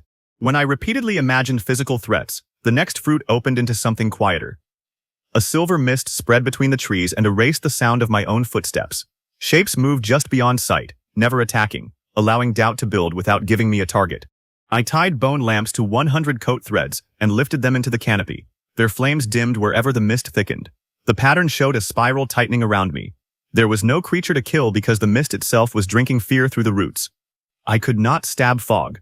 I could reward it. I opened the storage ring and dropped 1 common fear core at the spiral's center. The mist rushed toward the concentrated emotion. I added another core farther away, then another, drawing the fog along a trail. Every core was real loot, and sacrificing it hurt. That made the bait stronger. At the trail's end stood a hollow tree struck by old lightning. I packed the trunk with purification seeds and 1 pressure pearl. When the mist entered, I closed every coat thread around the opening. The pearl burst. Purification powder spread through the trapped fog. The mist condensed into a thin, many-legged animal made of clear liquid. It had survived by never taking a form. Forced into one, it was fragile. I cut it once. 100 bottles of bottled silence appeared. Each could erase sound in a small area without creating a living familiar. I equipped them around the empty throne and used them to move through the next grove without letting fear trees hear my heartbeat. The grove contained hanging mouths that repeated the last doubt spoken nearby. I had said only yes to the orchard, so the mouths whispered agreement until the trees became confident enough to expose their roots. I found that funny. The orchard had spent hours teaching me to accept fear, then lost because it believed me. Later, a flock of paper-thin birds formed from my worry that Iris's barriers would fail. They absorbed gravity and rode every field I created. I stopped using the bracers, opened one bottle of silence, and removed the air vibrations keeping their folded wings stable. The flock fell. I controlled 100 ordinary stones and pinned each bird before sound returned. Their rewards became directional paper that always folded towards structural weakness. I stored it for Leo. Even in a dungeon where I could not speak to him, I could still bring home better questions. I thought of drowning in the vault. Trees grew glass fish with crushing jaws. I planted oxygen pearls in their mouths and burst them from within. I remembered the crypt poison. Vines rose dripping green mist. I used antidote seed dust as wind and controlled 100 coat fans to blow the mist back. I remembered the prism giant. Clear beasts climbed from the ground. I covered them in flour and shattered them with stored orchard impacts. Each victory fed the 100-fold engine. The black cylinder developed gold veins and began converting excess rewards into permanent reinforcement energy. I routed it into the gravity bracers, the coat, the boots, and the Stillwater heart. My collection stopped being a warehouse and became an ecosystem. At the orchard's center stood a single silver tree. No fruit hung from it. The 100 tails at my belt began trembling. The tree showed me Leo. He stood outside a broken city gate, holding the red beacon. Behind him, Adrian's collectors approached. I could not communicate. I could not leave. The image changed. Leo lay beneath stone while I sat alone on a mountain of rewards. My chest tightened. A silver fruit began growing. I told myself it was false. The fruit shrank. I told myself Leo was safe. It shrank again. The orchard did not want denial. It wanted the fear I had built my whole life around, that every time I entered alone, someone I loved would pay for the distance. I stopped resisting. Yes, I said to the empty trees, I am afraid. The fruit swelled larger than my body. Roots tore from the ground. The tree became a towering predator, with Leo's red beacon glowing inside its chest. It had antlers of silver branches, a mouth across its trunk, and thousands of fruit eyes. Every earlier fear creature crawled from its bark. I did not attack. I ran deeper into the roots, letting it grow while I seeded the ground with weak relics. Rat cores, bone lamps, glass fangs, oxygen pearls. Every object carried a different part of my journey. The monster followed, swallowing them all. It became heavier, brighter, and more unstable with every multiplied reward. At the deepest root chamber, I activated the empty throne. 100 swallowed objects moved inside its body. Bone lamps burned in its veins. Glass fangs turned inward. Oxygen pearls expanded beneath its bark. Rat cores pulsed through the roots. I made gravity point toward its own heart from every direction, and released a season of stored fear beast impacts through the Stillwater heart. The predator collapsed into itself. Its silver tree heart burst above me, and 100 map fruits filled the chamber. The system compressed them into a golden fruit threaded with dark lines. When I ate it, fire spread through every vein. The passive blocked healing. But this was not healing. It was reinforcement. My bones became denser. Mana channels branched through muscle. Thin blue-gold lines appeared beneath my skin. Atlas veins acquired. Safely distribute force and relic output through the user's body. The pain lasted until sunrise. When I stood, the golden fruits map opened in my mind. The world spine was not a treasure vault. It was a lock made of 100 dungeon floors. Beneath it slept the hollow world, a buried gate large enough to overwrite the city. Adrian did not want loot. He wanted the lock open so he could harvest whatever came through. I exited the orchard to find every emergency siren in the district screaming. Red cracks split the sky above the city. Gates were opening in streets, towers, and subway tunnels all at once. Adrian had not waited for the full map. He had begun breaking the lock from below. The first gate opened through the side of a hospital. I arrived before the emergency teams and found a black staircase cutting through 6 floors. Monsters made of hollow stone climbed upward, while patients crowded the opposite exits. There was no solitude. My passive remained dark. Adrian expected that to matter. I drove both gravity bracers into the staircase and made every stone monster weigh 20 times more. The steps collapsed beneath them. I caught the impact in the Stillwater heart, sent 100 coat ribbons through the broken floors, and made a hanging evacuation bridge. Iris arrived in a burst of green spatial lines. She anchored the bridge to the hospital roof and bent falling debris away from the street. Grant drove up in a repair truck full of tools and began reinforcing my cracked bracers while I was still using them. Leo planted triangular beacons along the evacuation route, each projecting arrows visible through smoke. None of them healed me. None followed me into a sealed dungeon. They did something the passive had taught me to overlook. They made the world outside survivable. The hospital breach closed. 3 more opened. At an apartment tower, a vertical gate replaced the elevator shaft. Residents were trapped above while winged lizards nested on every landing. The ordinary rescue plan was to fight upward floor by floor. I stood in the lobby, fired 1 gravity anchor through the roof access, and made down point toward it inside the shaft. Every elevator door became a floor. People stepped horizontally through their hallways and slid upward on coat nets, while Iris held the building's true geometry steady. The lizards followed. Grant had loaded Leo's beacons with flashes instead of weapons. They blinked from alternating floors, drawing the flock into the empty shaft. I returned gravity to normal. The creatures fell through 100 directly controlled nets, each net stealing a little momentum. By the time they reached me, they hung motionless in layers like laundry. City teams secured them alive. At a school gym, a gate turned every loud sound into a stone projectile. Frightened people screamed, creating more stones, which made them scream again. I opened bottles of silence from the abyss orchard along the walls. The gym became calm in expanding circles. Leo used beacon colors to guide everyone, because voices no longer worked. When the sound-eating boss emerged, I closed the bottles one at a time. Carefully timed shouts struck it from different directions as physical blows. At a power station, a glass parasite wrapped around the main transformers. Any blade would have released stored electricity into nearby streets. Grant climbed onto my back with an insulated tool frame. He was not a wall for me to hide behind. He was a craftsman furious that a monster had wired itself badly. He pointed. I controlled. 100 tools disconnected the grid in a precise sequence, while Iris routed emergency lines through spatial shortcuts. Grant removed the parasite's core with his mechanical fingers and complained that dungeon creatures had no respect for color coding. Those battles changed the mood of the city. People stopped running from every gate and began following beacon routes. Ordinary crews used my spare oxygen pearls as lifts and my coat fibers as barriers. I had enough duplicates to equip an emergency response network without giving anyone the dangerous relics tied to the passive. Adrian had opened the fractures to isolate me in public failure. Instead, every multiplied weak reward became 100 ordinary chances for someone else to survive. Then the river gate widened. A black tide rose upstream, carrying stone eggs that hatched whenever they struck a bridge. I could not store an entire river in the still water heart, and gravity would only move the flood into another district. Iris mapped an abandoned spill channel, but a collapsed warehouse blocked it. Leo placed beacons along the channel, while Grant attached singing glass plates to the warehouse frame. I entered the black water while thousands watched from the banks, so the passive did nothing. I let the tide strike me, and stored just enough of its leading force to stand. Then the empty throne pulled 100 warehouse bolts in the exact order Grant signaled with his mechanical hand. The building folded into a bridge instead of collapsing. I released the stored tide beneath its center.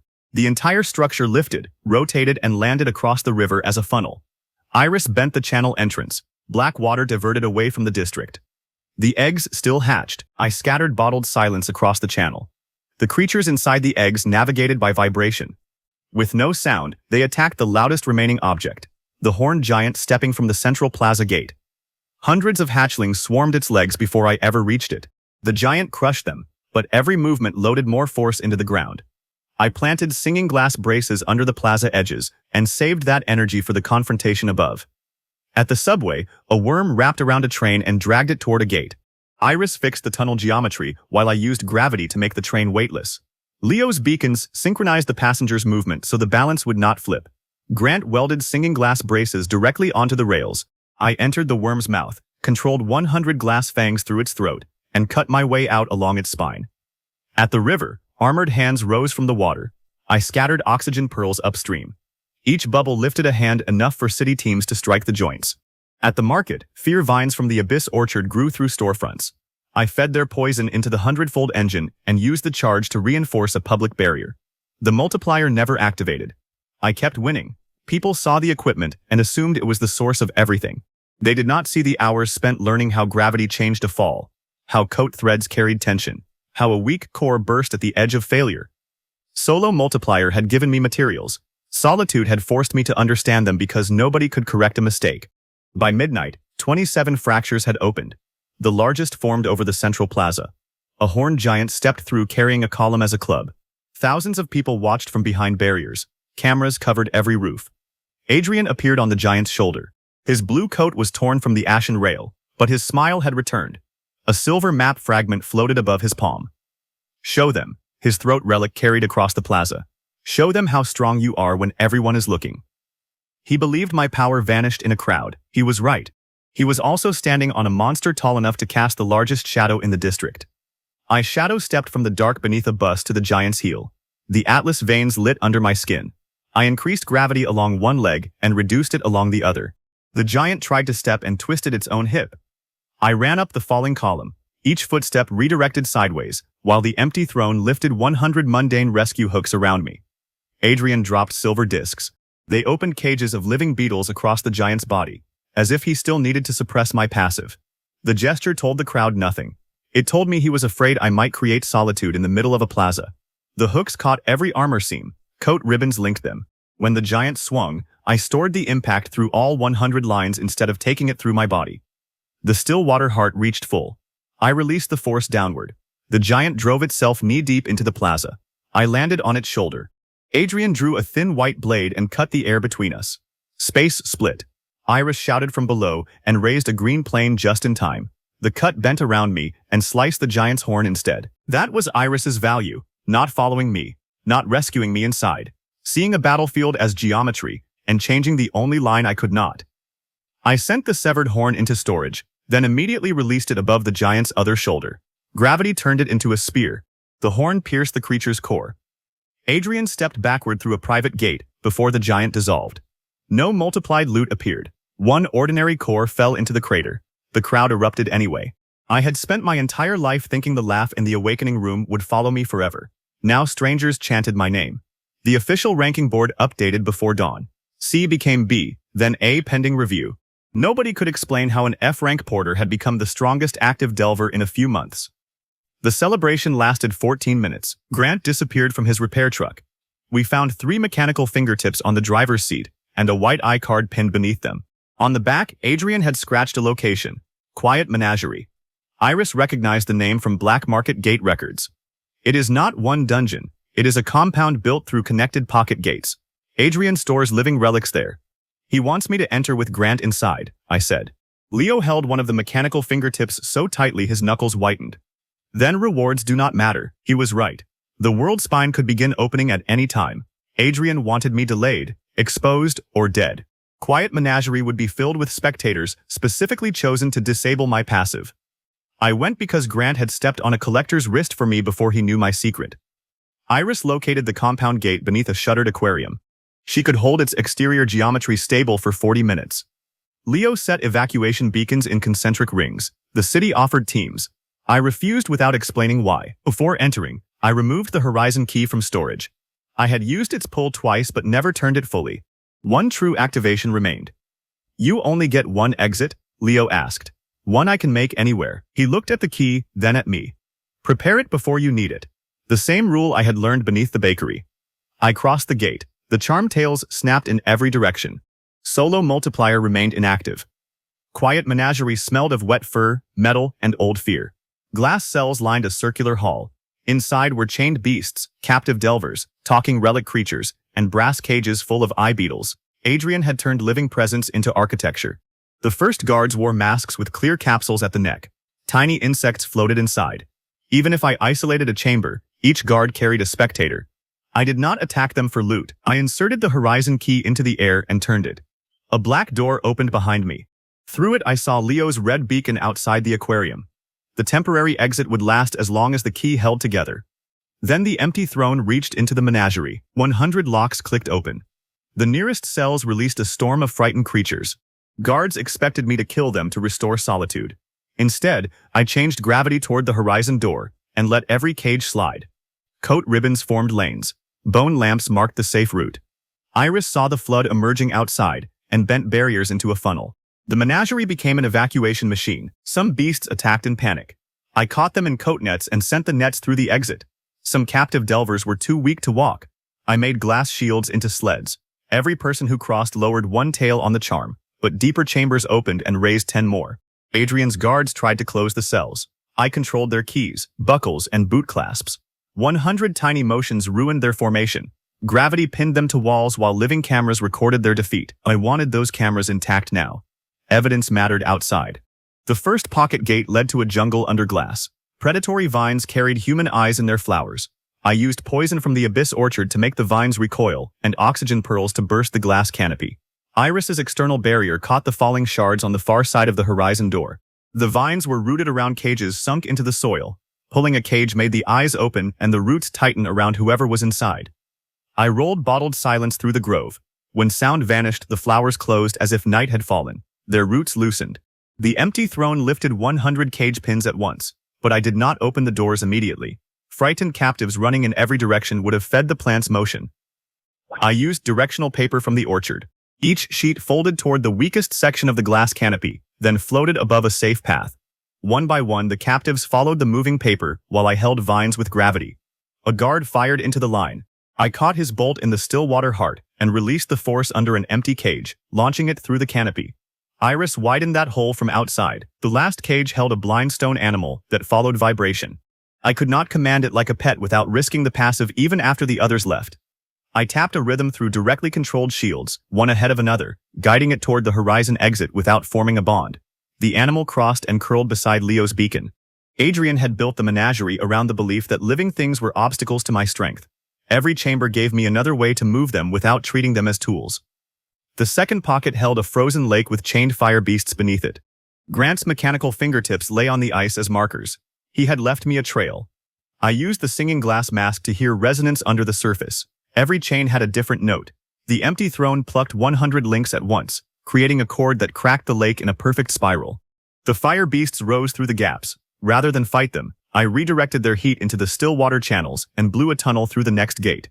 The third pocket was Adrian's forge. Grant hung above the central furnace in a cage. His missing mechanical fingers had been replaced with crude hooks he had made from cage wire. Below him, Adrian stood beside racks of stolen relics. "You came without a team," he said. "I brought an exit. You brought everyone inside an exit line. The condition never returns while the menagerie breathes." He knew now. Not every clause perhaps, but enough. Adrian touched a silver lever. The connected pocket gates began closing around the captives still evacuating. The horizon key developed a crack. I could attack him, rescue Grant, or hold the route. Adrian had designed the choice so every answer cost something. I threw my dagger at Grant. He caught it between his wire hooks, cut his own cage chain, and dropped toward the furnace. I changed gravity sideways. Grant flew across the forge and struck Adrian with both boots.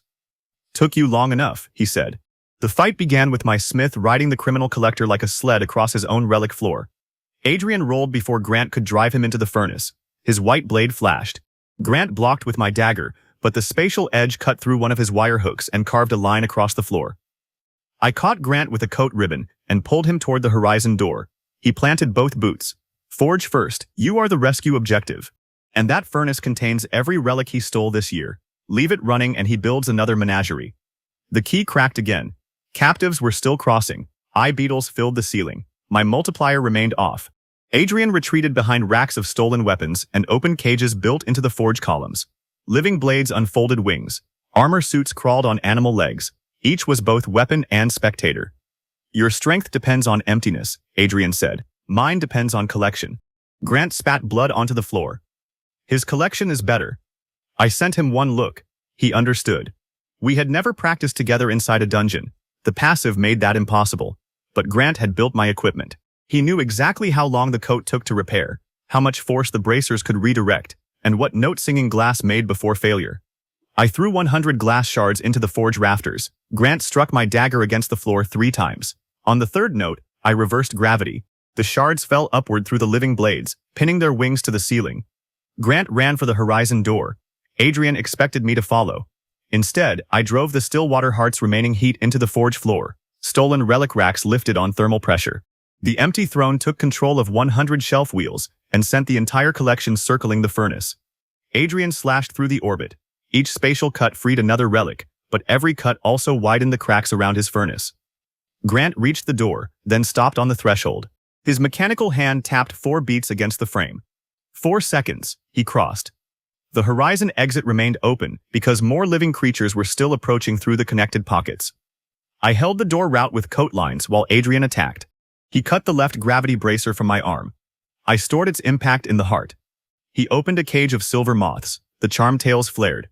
I caught the moths in the glass breath mask, closed its shutters, and threw the whole mask through the exit. One by one, the menagerie emptied. The last captive crawled through. The last fire beast followed. The living weapons fled from the collapsing forge. The charm tails lowered until only one pointed at Adrian. "You cannot have solitude while I am here," he said. "I do not need it for you." I released the force from his own spatial strikes through the damaged forge floor. The furnace dropped. Stolen relics fell after it. Adrian jumped backward through a private silver gate, but before it closed he pulled a black cocoon from the wall. Something living moved inside. He vanished. Absolute solitude confirmed. The 100-fold engine roared. I did not receive multiplied rewards for Adrian's stolen collection. It was not dungeon loot. But the engine could compress compatible duplicates at ordinary value. I opened it above the falling furnace and fed in everything too unstable to rescue. Thousands of illegal relics, beetle shells, cage mechanisms, and living weapon husks became a river of black gold energy. I routed the energy into the horizon key. The cracking door stabilized long enough for me to cross. Quiet menagerie collapsed behind me. Iris sealed its geometry into a fist-sized green knot. Leo's beacons counted every captive and creature. City officers recorded guards emerging with their own living cameras still active. Adrian's entire operation had documented itself. Grant sat against the aquarium wall while a medic wrapped his hand. He glared at the missing fingers as if they had disappointed him personally. "You destroyed my mask," he said. "It had moths." Then it was finally interesting. Iris brought the green knot closer. Inside the compressed gate image, the world spine map glowed across the forge floor. Adrian had completed it before escaping. Grant described the black cocoon, a captive suspended in a life capsule. He said he would carry a witness to the summit. "No matter how far you climb, you will never be alone." The city shook. Outside, a mountain appeared where the central fracture had been. It was not made of rock. 100 circular gates were stacked vertically into the clouds, each supporting the next. Black roots descended from the lowest ring into the streets. The world spine had begun unlocking. The base gate would accept one delver. If anyone else entered later, they could follow the cleared path upward. Iris drew barriers around the mountain's footprint. "We can hold creatures that come out. We cannot hold the structure if the summit opens." Leo planted his remaining beacons around the evacuation zone. Grant fitted a temporary metal hand and repaired my left bracer with parts from the menagerie. Nobody asked to come with me. That hurt more than if they had begged. I stood before the first gate. The mountain rose beyond sight. There would be no communication, no healing, no rescue, and no body if I failed. Adrian waited somewhere above, with a living witness designed to erase my multiplier at the worst moment. Leo handed me the rat-tail charm. One braid had loosened during the menagerie, and he had repaired it with red wire from his beacon. "Smallest life knows when it is not alone," he read from the description. "Sounds useful. It was my worst reward." "Then you should have plenty of good ones." I laughed, clipped it to my belt, and entered. The first floor was a stone cellar full of rats. For 1 second I thought the world spine was mocking me. Then the rats attacked, and I recognized the pattern. Every floor was built from a common dungeon type, not changed for me, but ordered from weakest to strongest as part of the lock. The world spine was a test of accumulation. Anyone climbing needed to carry solutions from earlier floors into later ones. That was my favorite kind of problem. Solitude confirmed. I killed one rat with the repaired dagger. 100 cores fell. The old charm grew warm. Instead of rushing, I prepared an exit mark on the floor with chalk. The horizon key had dissolved after the menagerie, but the habit remained. I mapped the gate behind me, noted the load-bearing stones, and only then cleared the room. Floors 2 through 10 were beginner ruins. Goblin-like clay workers threw tools. Moss beasts released sleep dust. Skeletons walked in darkness. I did not use overwhelming force. I collected. Clay tools became 100 repair kits. Moss spores became filters. Bone lamps joined my orbit. Every floor fed the 100-fold engine, which upgraded the gear damaged below. By floor 10, my bracers were stronger than before Adrian cut one away. Floors 11 through 20 were flooded caverns. I had no glass breath mask, so I converted multiplied oxygen pearls into pressure bombs. 1 pearl gave air. 100 pearls released inside a current became a moving wall. I rode it through armored fish and used gravity fins to turn underwater corners faster than their bodies could bend. The 20th boss was a coral serpent that regenerated from water. I coated its wounds with antidote seed powder, purifying the dungeon mana it needed to regrow. Then I changed gravity toward its open mouth and dropped an entire reef inside. Its multiplied coral became armor channels around the Atlas veins. Floors 21 through 30 were deserts and furnaces. I controlled singing glass as sound bridges over sand that swallowed weight. Each plate hummed when it found solid ground. Fire giants struck with hammers. I stored their impacts in the still water heart and used the energy not against them, but beneath the dunes, launching buried metal ruins into their feet. Floor 24 looked empty except for a line of footprints crossing the sand. The charm stayed still, so nothing alive made them. I followed at a distance and watched the prints stop beside a dune. A moment later, the entire dune snapped shut like a jaw. The dungeon had created false evidence of another delver to pull me into a trap. I made 100 sets of footprints with directly controlled boots. The dunes tried to swallow all of them. Each bite exposed a deep furnace throat. I dropped cold water cores into the openings. Steam lifted the sand and revealed a buried city of brass pipes. The floor boss moved through those pipes as liquid fire. It had no fixed body. I placed singing glass cups over 100 vents and listened. 99 produced a high note. 1 produced a low pulse, the sound of the core passing beneath it. I kept the cups moving until the low note entered a closed circuit, then used gravity to bend the pipe into a knot. The fire creature compressed at the knot and became solid for 1 second. My dagger was already waiting. On floor 27, the sun never moved and every shadow burned. Shadow step became lethal. I used mirrored pelts to create false suns around the horizon. Their overlapping light canceled the darkest lines, cooling a narrow route. The boss was a black scorpion that existed only inside shade. Rather than fight it where it was strongest, I moved the mirrored suns until every shadow converged beneath one glass jar. The scorpion compressed with its habitat and fit inside my hand. I stored the sealed jar instead of killing it. A hostile sealed monster still counted as another presence. The system dimmed immediately. I released it back onto the floor, killed it from outside the shadow, and watched the passive return. Even at that height, I kept testing boundaries instead of assuming old rules would bend for me. On floor 30, a sun disk filled the sky. I arranged 100 mirrored rat pelts into a focused shadow. Shadow stepped through it and stabbed the disk from above. Floors 31 through 40 tried companionship. Statues offered guidance. Spirit animals followed without attacking. Doors opened only when 2 pressure plates were held. I refused every bond. The empty throne placed equipment on the second plates because equipment was not alive. When a friendly stone caretaker woke and disabled the multiplier, I carried it back to the prior floor's exit instead of destroying it, then returned alone. Each delay cost time below. Black roots spread farther through the city with every hour. I could not see them, but the mountain's pulse told me. On floor 40, 100 doors surrounded a faceless judge construct. 99 led backward. The rat charm pointed toward the one containing a sleeping dungeon bird. I chose a different door with no life behind it, and found the boss core hidden in the wall. Floors 41 through 50 were moving machines. The ashen rail had trained me for momentum. I placed coat threads between gears, stored their rotations, and walked on 100 directly controlled tools like a shifting road. A factory centipede tried to grind the whole floor.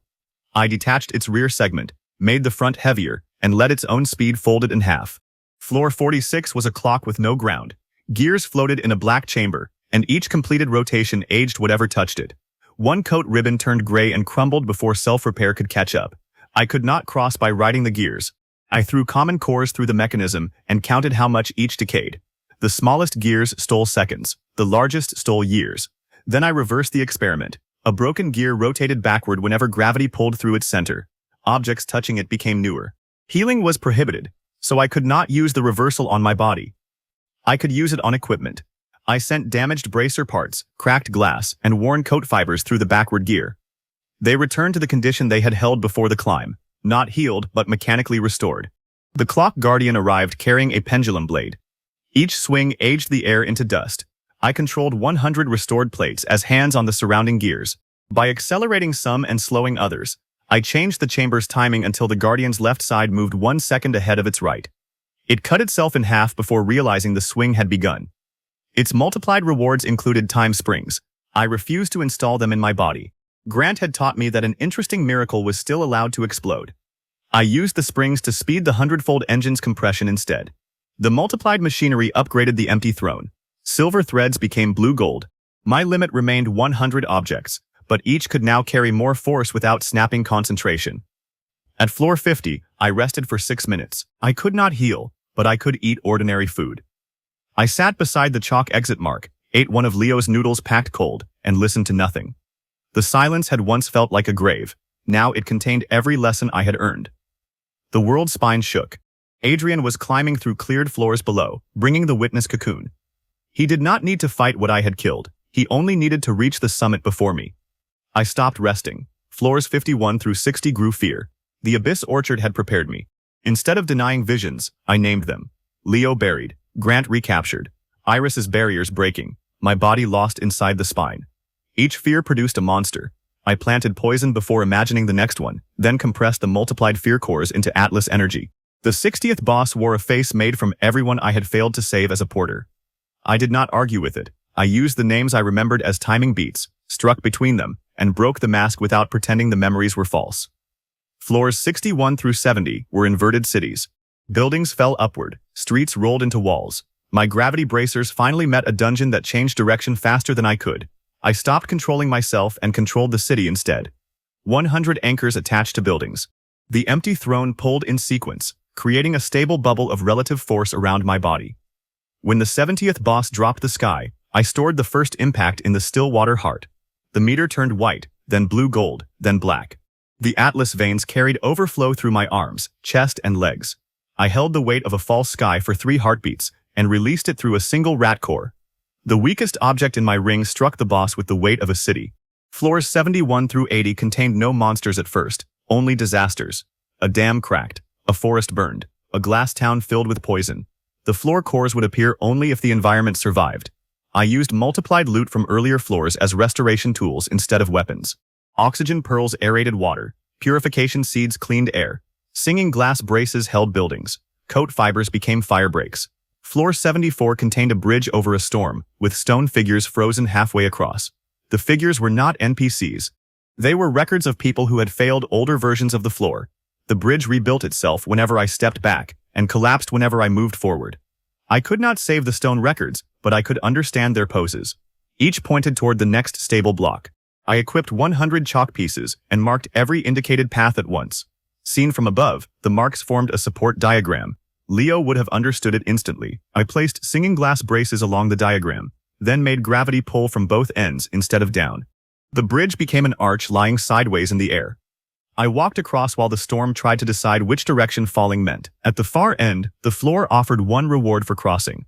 Solo Multiplier produced 100 bridge seeds, small blocks that unfolded into emergency spans.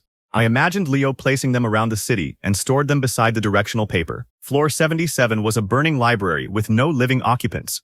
Water made the ink explode. Suffocating the flame erased the pages. I used bottles of silence to remove the vibration feeding magical fire, then controlled 100 mirrored plates to reflect heat into a single empty room. The books survived.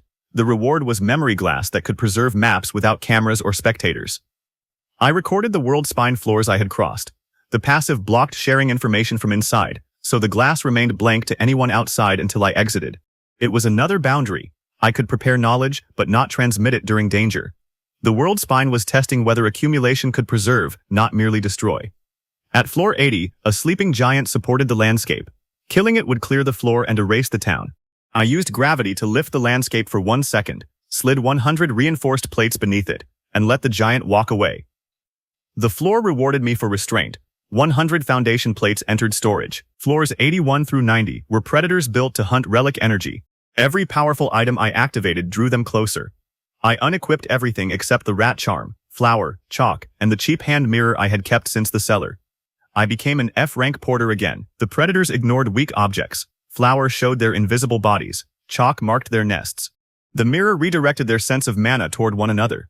I killed the first with a plain steel splinter and received 100 null hides, which concealed the rest of my gear. On floor 90, I re-equipped the entire collection inside a cloak of weakness. The predator queen lunged for a rat core and found the empty throne's 100 weapons waiting behind it. 9 floors remained. Adrian's presence entered floor 89 below me.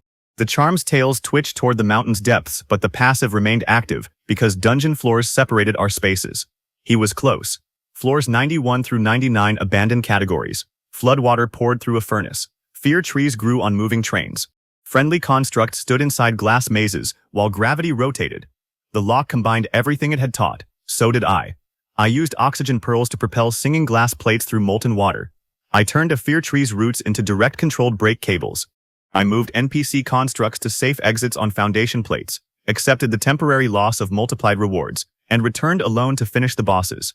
I stored machine rotation, falling oceans, and giant impacts in the still water heart until it felt like a second sun beneath my ribs.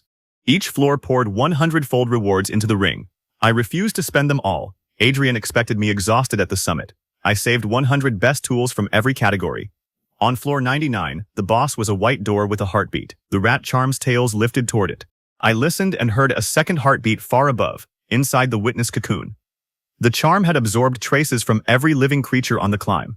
Its braided tails now shone red and gold. My supposedly worthless first reward had become the most precise life detector in the world spine. I placed a chalk mark beside the exit, opened the white door, and stepped onto the summit. The sky was black. The city looked like a field of lights far below. In the center of a circular platform floated the World Eater, a colossal shape folded inside a shell of black wings. Silver chains connected it to the mountain. Adrian stood beneath it beside the cocoon. The instant I arrived, the cocoon opened one clear eye. Additional living presence detected. Solo multiplier inactive. Adrian spread his arms. "Welcome," he said. "To the first floor you must clear as an ordinary man." Adrian looked smaller beneath the World Eater, but the summit had been built around him. Silver channels ran from his coat into the sealed creature. The witness cocoon floated inside a cage of transparent force. Behind Adrian, the summit's only natural exit had already turned black. He had removed every easy choice. "You carried one person up 100 floors to inconvenience me," I said. "Not a person, a condition." The eye inside the cocoon moved toward me. The charm tails pointed directly at it. The captive was alive, unconscious, and close enough to cancel my passive. If I attacked the cage, Adrian could feed the impact into the World Eater.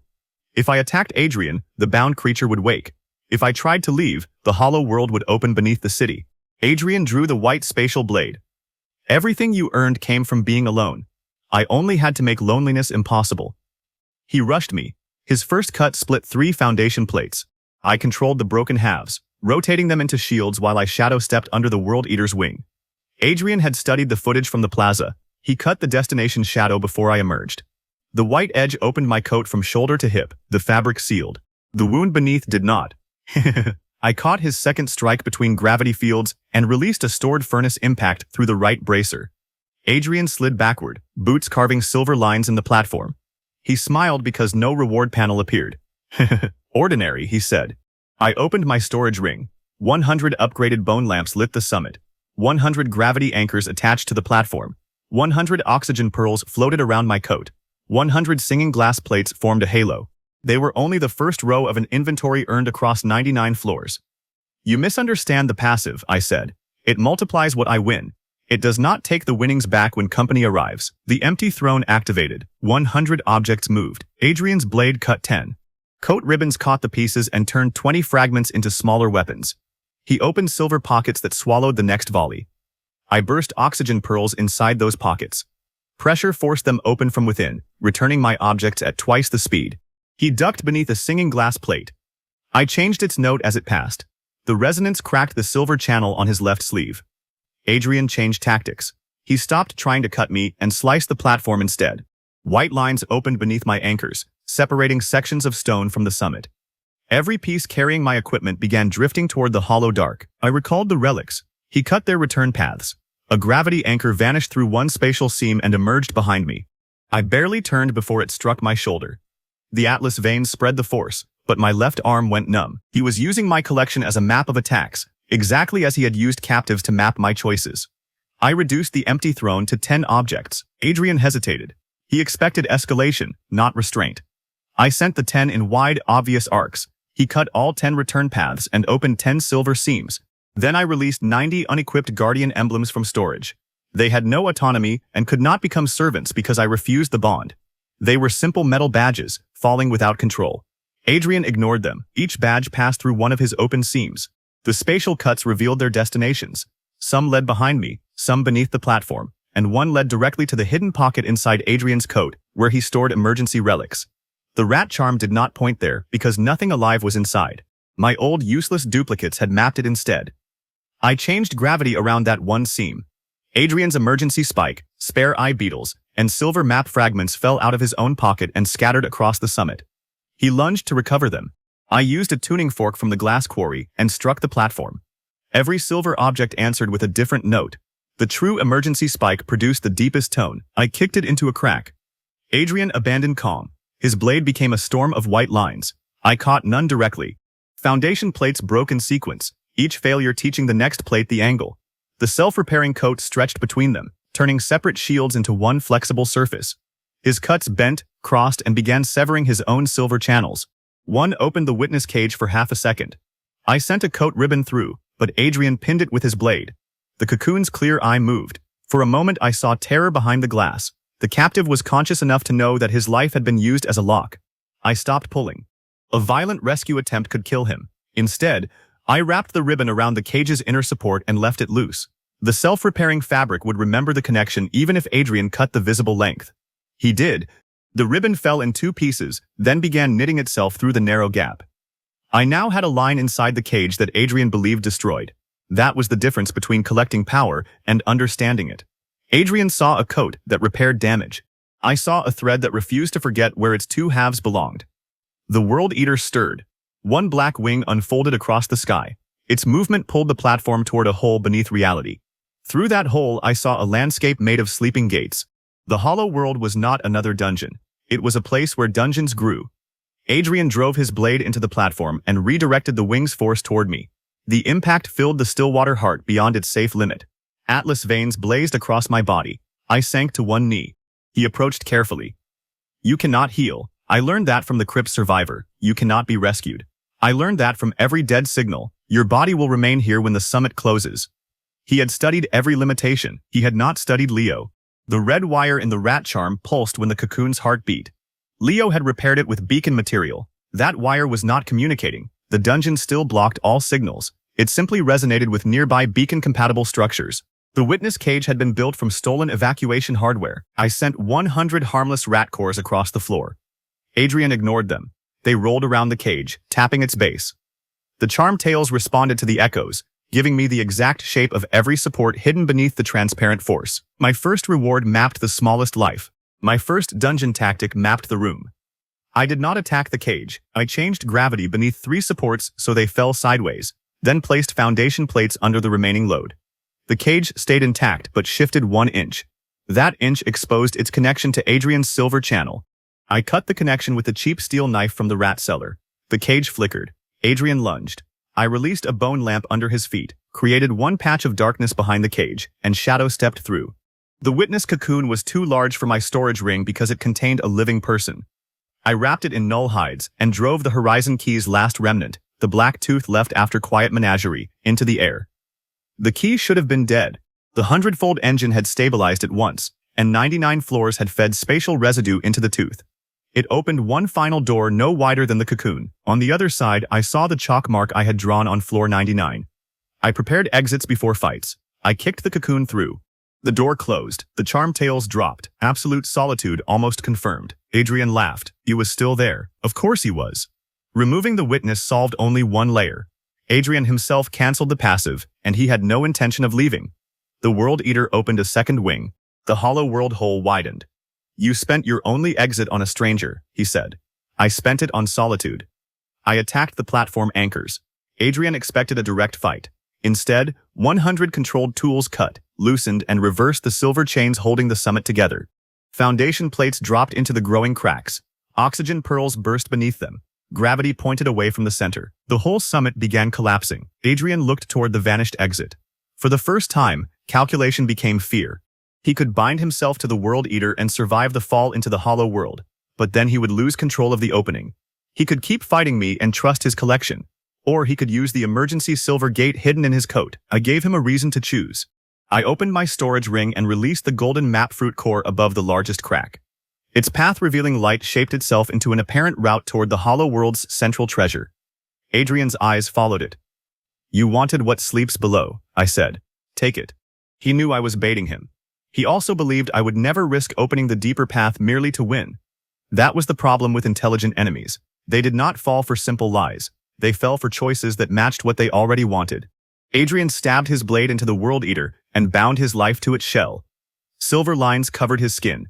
I do not need solitude. The creature unfolded. Its third wing tore the summit in half. I fell toward the hollow world. Adrian followed, held beside the creature by silver chains. The false treasure light plunged beneath us. I released one foundation plate under my feet and changed gravity upward. My fall slowed. Adrian continued downward with the World Eater. He cut the air, opening his emergency gate beneath himself, exactly as I needed. The gate led toward the strongest exterior spatial anchor. He had mapped Iris's barriers during the city battle and planned to use them as a safe escape route after opening the hollow world. He believed her geometry was his exit. He crossed first, pulling on the World Eater's chain. I controlled 100 singing glass shards and struck the chain at its resonant note. The link snapped between Adrian and the creature. His emergency gate closed with him outside. One charm tail lowered. Absolute solitude confirmed. Solo multiplier active. Below the mountain, Adrian emerged not into safety, but into the center of Iris's green containment lattice. She had spent the entire climb changing her exterior geometry. Leo's beacons projected the menagerie recordings across the plaza. Grant stood beside city officers with the broken white-eye cards and every stolen relic serial he had memorized. Adrian had escaped directly into his own evidence. I did not see any of that. I learned it later. At that moment, I was alone with the World Eater. Its body filled the hole beneath reality. Wings covered in closed gate eyes wrapped around a mouth large enough to swallow the world's spine. Without Adrian's chain, it was no longer restrained. The hollow world pulled upward through it, trying to replace the city one street at a time. The system displayed one final warning. No rescue available, no body recovery available. Hollow overwrite in 6 minutes. The World Eater screamed. Every gate eye opened. Hundreds of dungeon environments poured out at once. Fire crossed water without fading. Crystal storms moved through forests. Bone hands climbed inverted buildings. Fear fruit grew mouths. A moving rail circled the creature's spine. The final boss was every lesson combined. So was I. The empty throne lifted 100 relics around me. The upgraded harness burned blue gold. I equipped a ring of foundation plates, a spear of singing glass, gravity anchors, oxygen pearls, null hides, antidote seeds, mirrored pelts, bone lamps, coat ribbons, and the original rat charm. The 100-fold engine opened at my back like a black sun. I fed duplicate rewards into it by the 1,000. Rat cores became raw motion, shell pearls became pressure, bone lamps became shadow, glass shards became resonance, fear cores became focus, machine parts became rotation. The engine did not create a new power. It compressed every supposedly excessive reward into one controlled cascade. The World Eater fired a beam made from collapsing gates. I placed all 100 foundation plates in a spiral. Each caught a fraction of the beam. Gravity bracers turned down into a round. The plates began orbiting, carrying the beam in a circle instead of stopping it. The still water heart drank the force on every pass. My atlas veins ignited. Pain erased the edges of my sight. No healing could touch me. I tightened the coat around my limbs and kept the channels aligned. The creature sent bone hands along the plates. I released antidote seeds not to heal, but to purify the necrotic mana binding them. The hands turned to clean white dust. It flooded the beam and made its path visible. I threw mirrored pelts into the light. One beam became 100 thinner beams, each redirected by a controlled plate toward a different gate eye. The World Eater blinded itself. It folded its wings and charged. I burst oxygen pearls beneath the moving rail around its spine. Pressure accelerated the rail until it cut through the creature's own wing roots. Singing glass captured the rail's note. I amplified that resonance through every plate, cracking the black shell. The Stillwater heart reached a value beyond numbers. Release now, the system warned, or die. I waited. The shell opened. Inside was not flesh, but a tiny dark seed suspended in a nest of silver chains. The true core was the smallest object in the largest dungeon. The rat charm pointed toward it. The World Eater knew I had found the core. Every remaining gate eye turned on me. Gravity vanished. Fire, water, crystal, poison, darkness, and force compressed into one final attack. I used the trick from the rat cellar. I made the monster destroy what it wanted. One plain rat core floated before the dark seed. The World Eater ignored it. I transferred the entire Stillwater charge into that weak core, the same way I had struck the 70th boss with the weight of a false sky. The core glowed dull blue, still looking worthless. I shadow-stepped behind the dark seed. The World Eater's final attack followed me. At the last instant, I changed gravity. The charged rat core fell sideways into the seed. The attack struck from the other direction. Two forces met at the smallest point. The dark seed cracked. I drove the original growth dagger through it. For one heartbeat, nothing happened. Then the World Eater folded inward. Wings, gates, cities, storms, and rails collapsed into the pierced seed. The 100-fold engine consumed the overflow. Foundation plates sealed the hole beneath reality. The world spine shook from summit to base as all 100 floors locked. The boss vanished. Rewards filled the hollow dark. 100 cores the size of buildings began to form, but the multiplier compressed quality and compatibility before quantity could crush me. They became 100 small black gold seeds, each surrounded by a stable blue ring. Hollow seeds acquired. Plant at an unstable gate to reinforce its boundary and direct its growth away from inhabited space. I had entered the world spine expecting a weapon. The final reward was a way to stop anyone from facing the same disaster. The summit reformed beneath my feet. A normal exit appeared. When I crossed, dawn had reached the city. Iris's containment lattice stood in the plaza.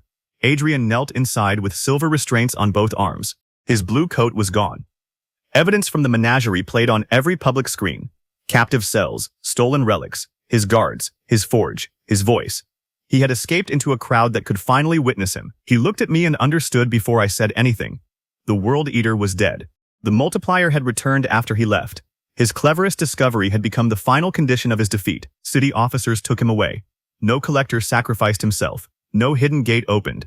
Adrian had used his emergency route, lost his compound, and broken his link to the hollow world.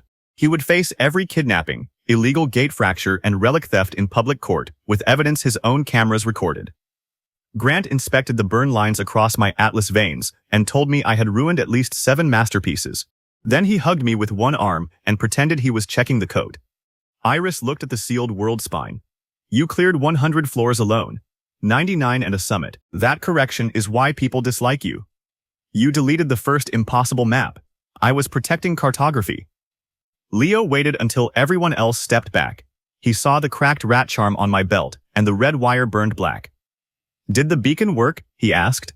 It gave me a place to wait. That was enough for both of us. The following months changed the city.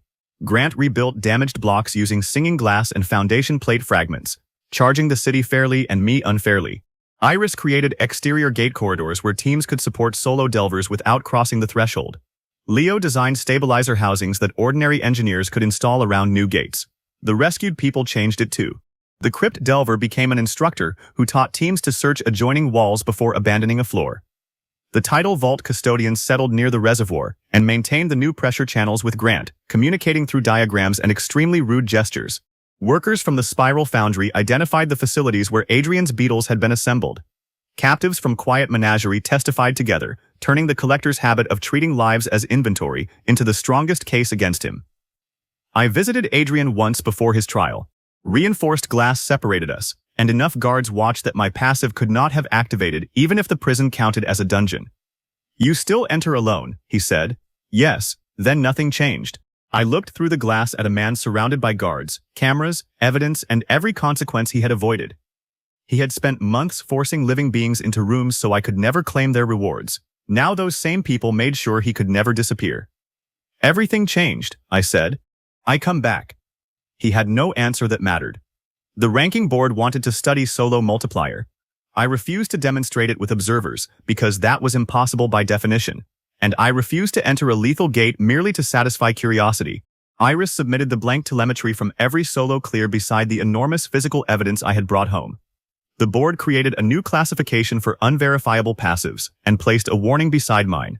Strength cannot be measured safely. For once, an official warning was accurate. I gave him the first hollow seed.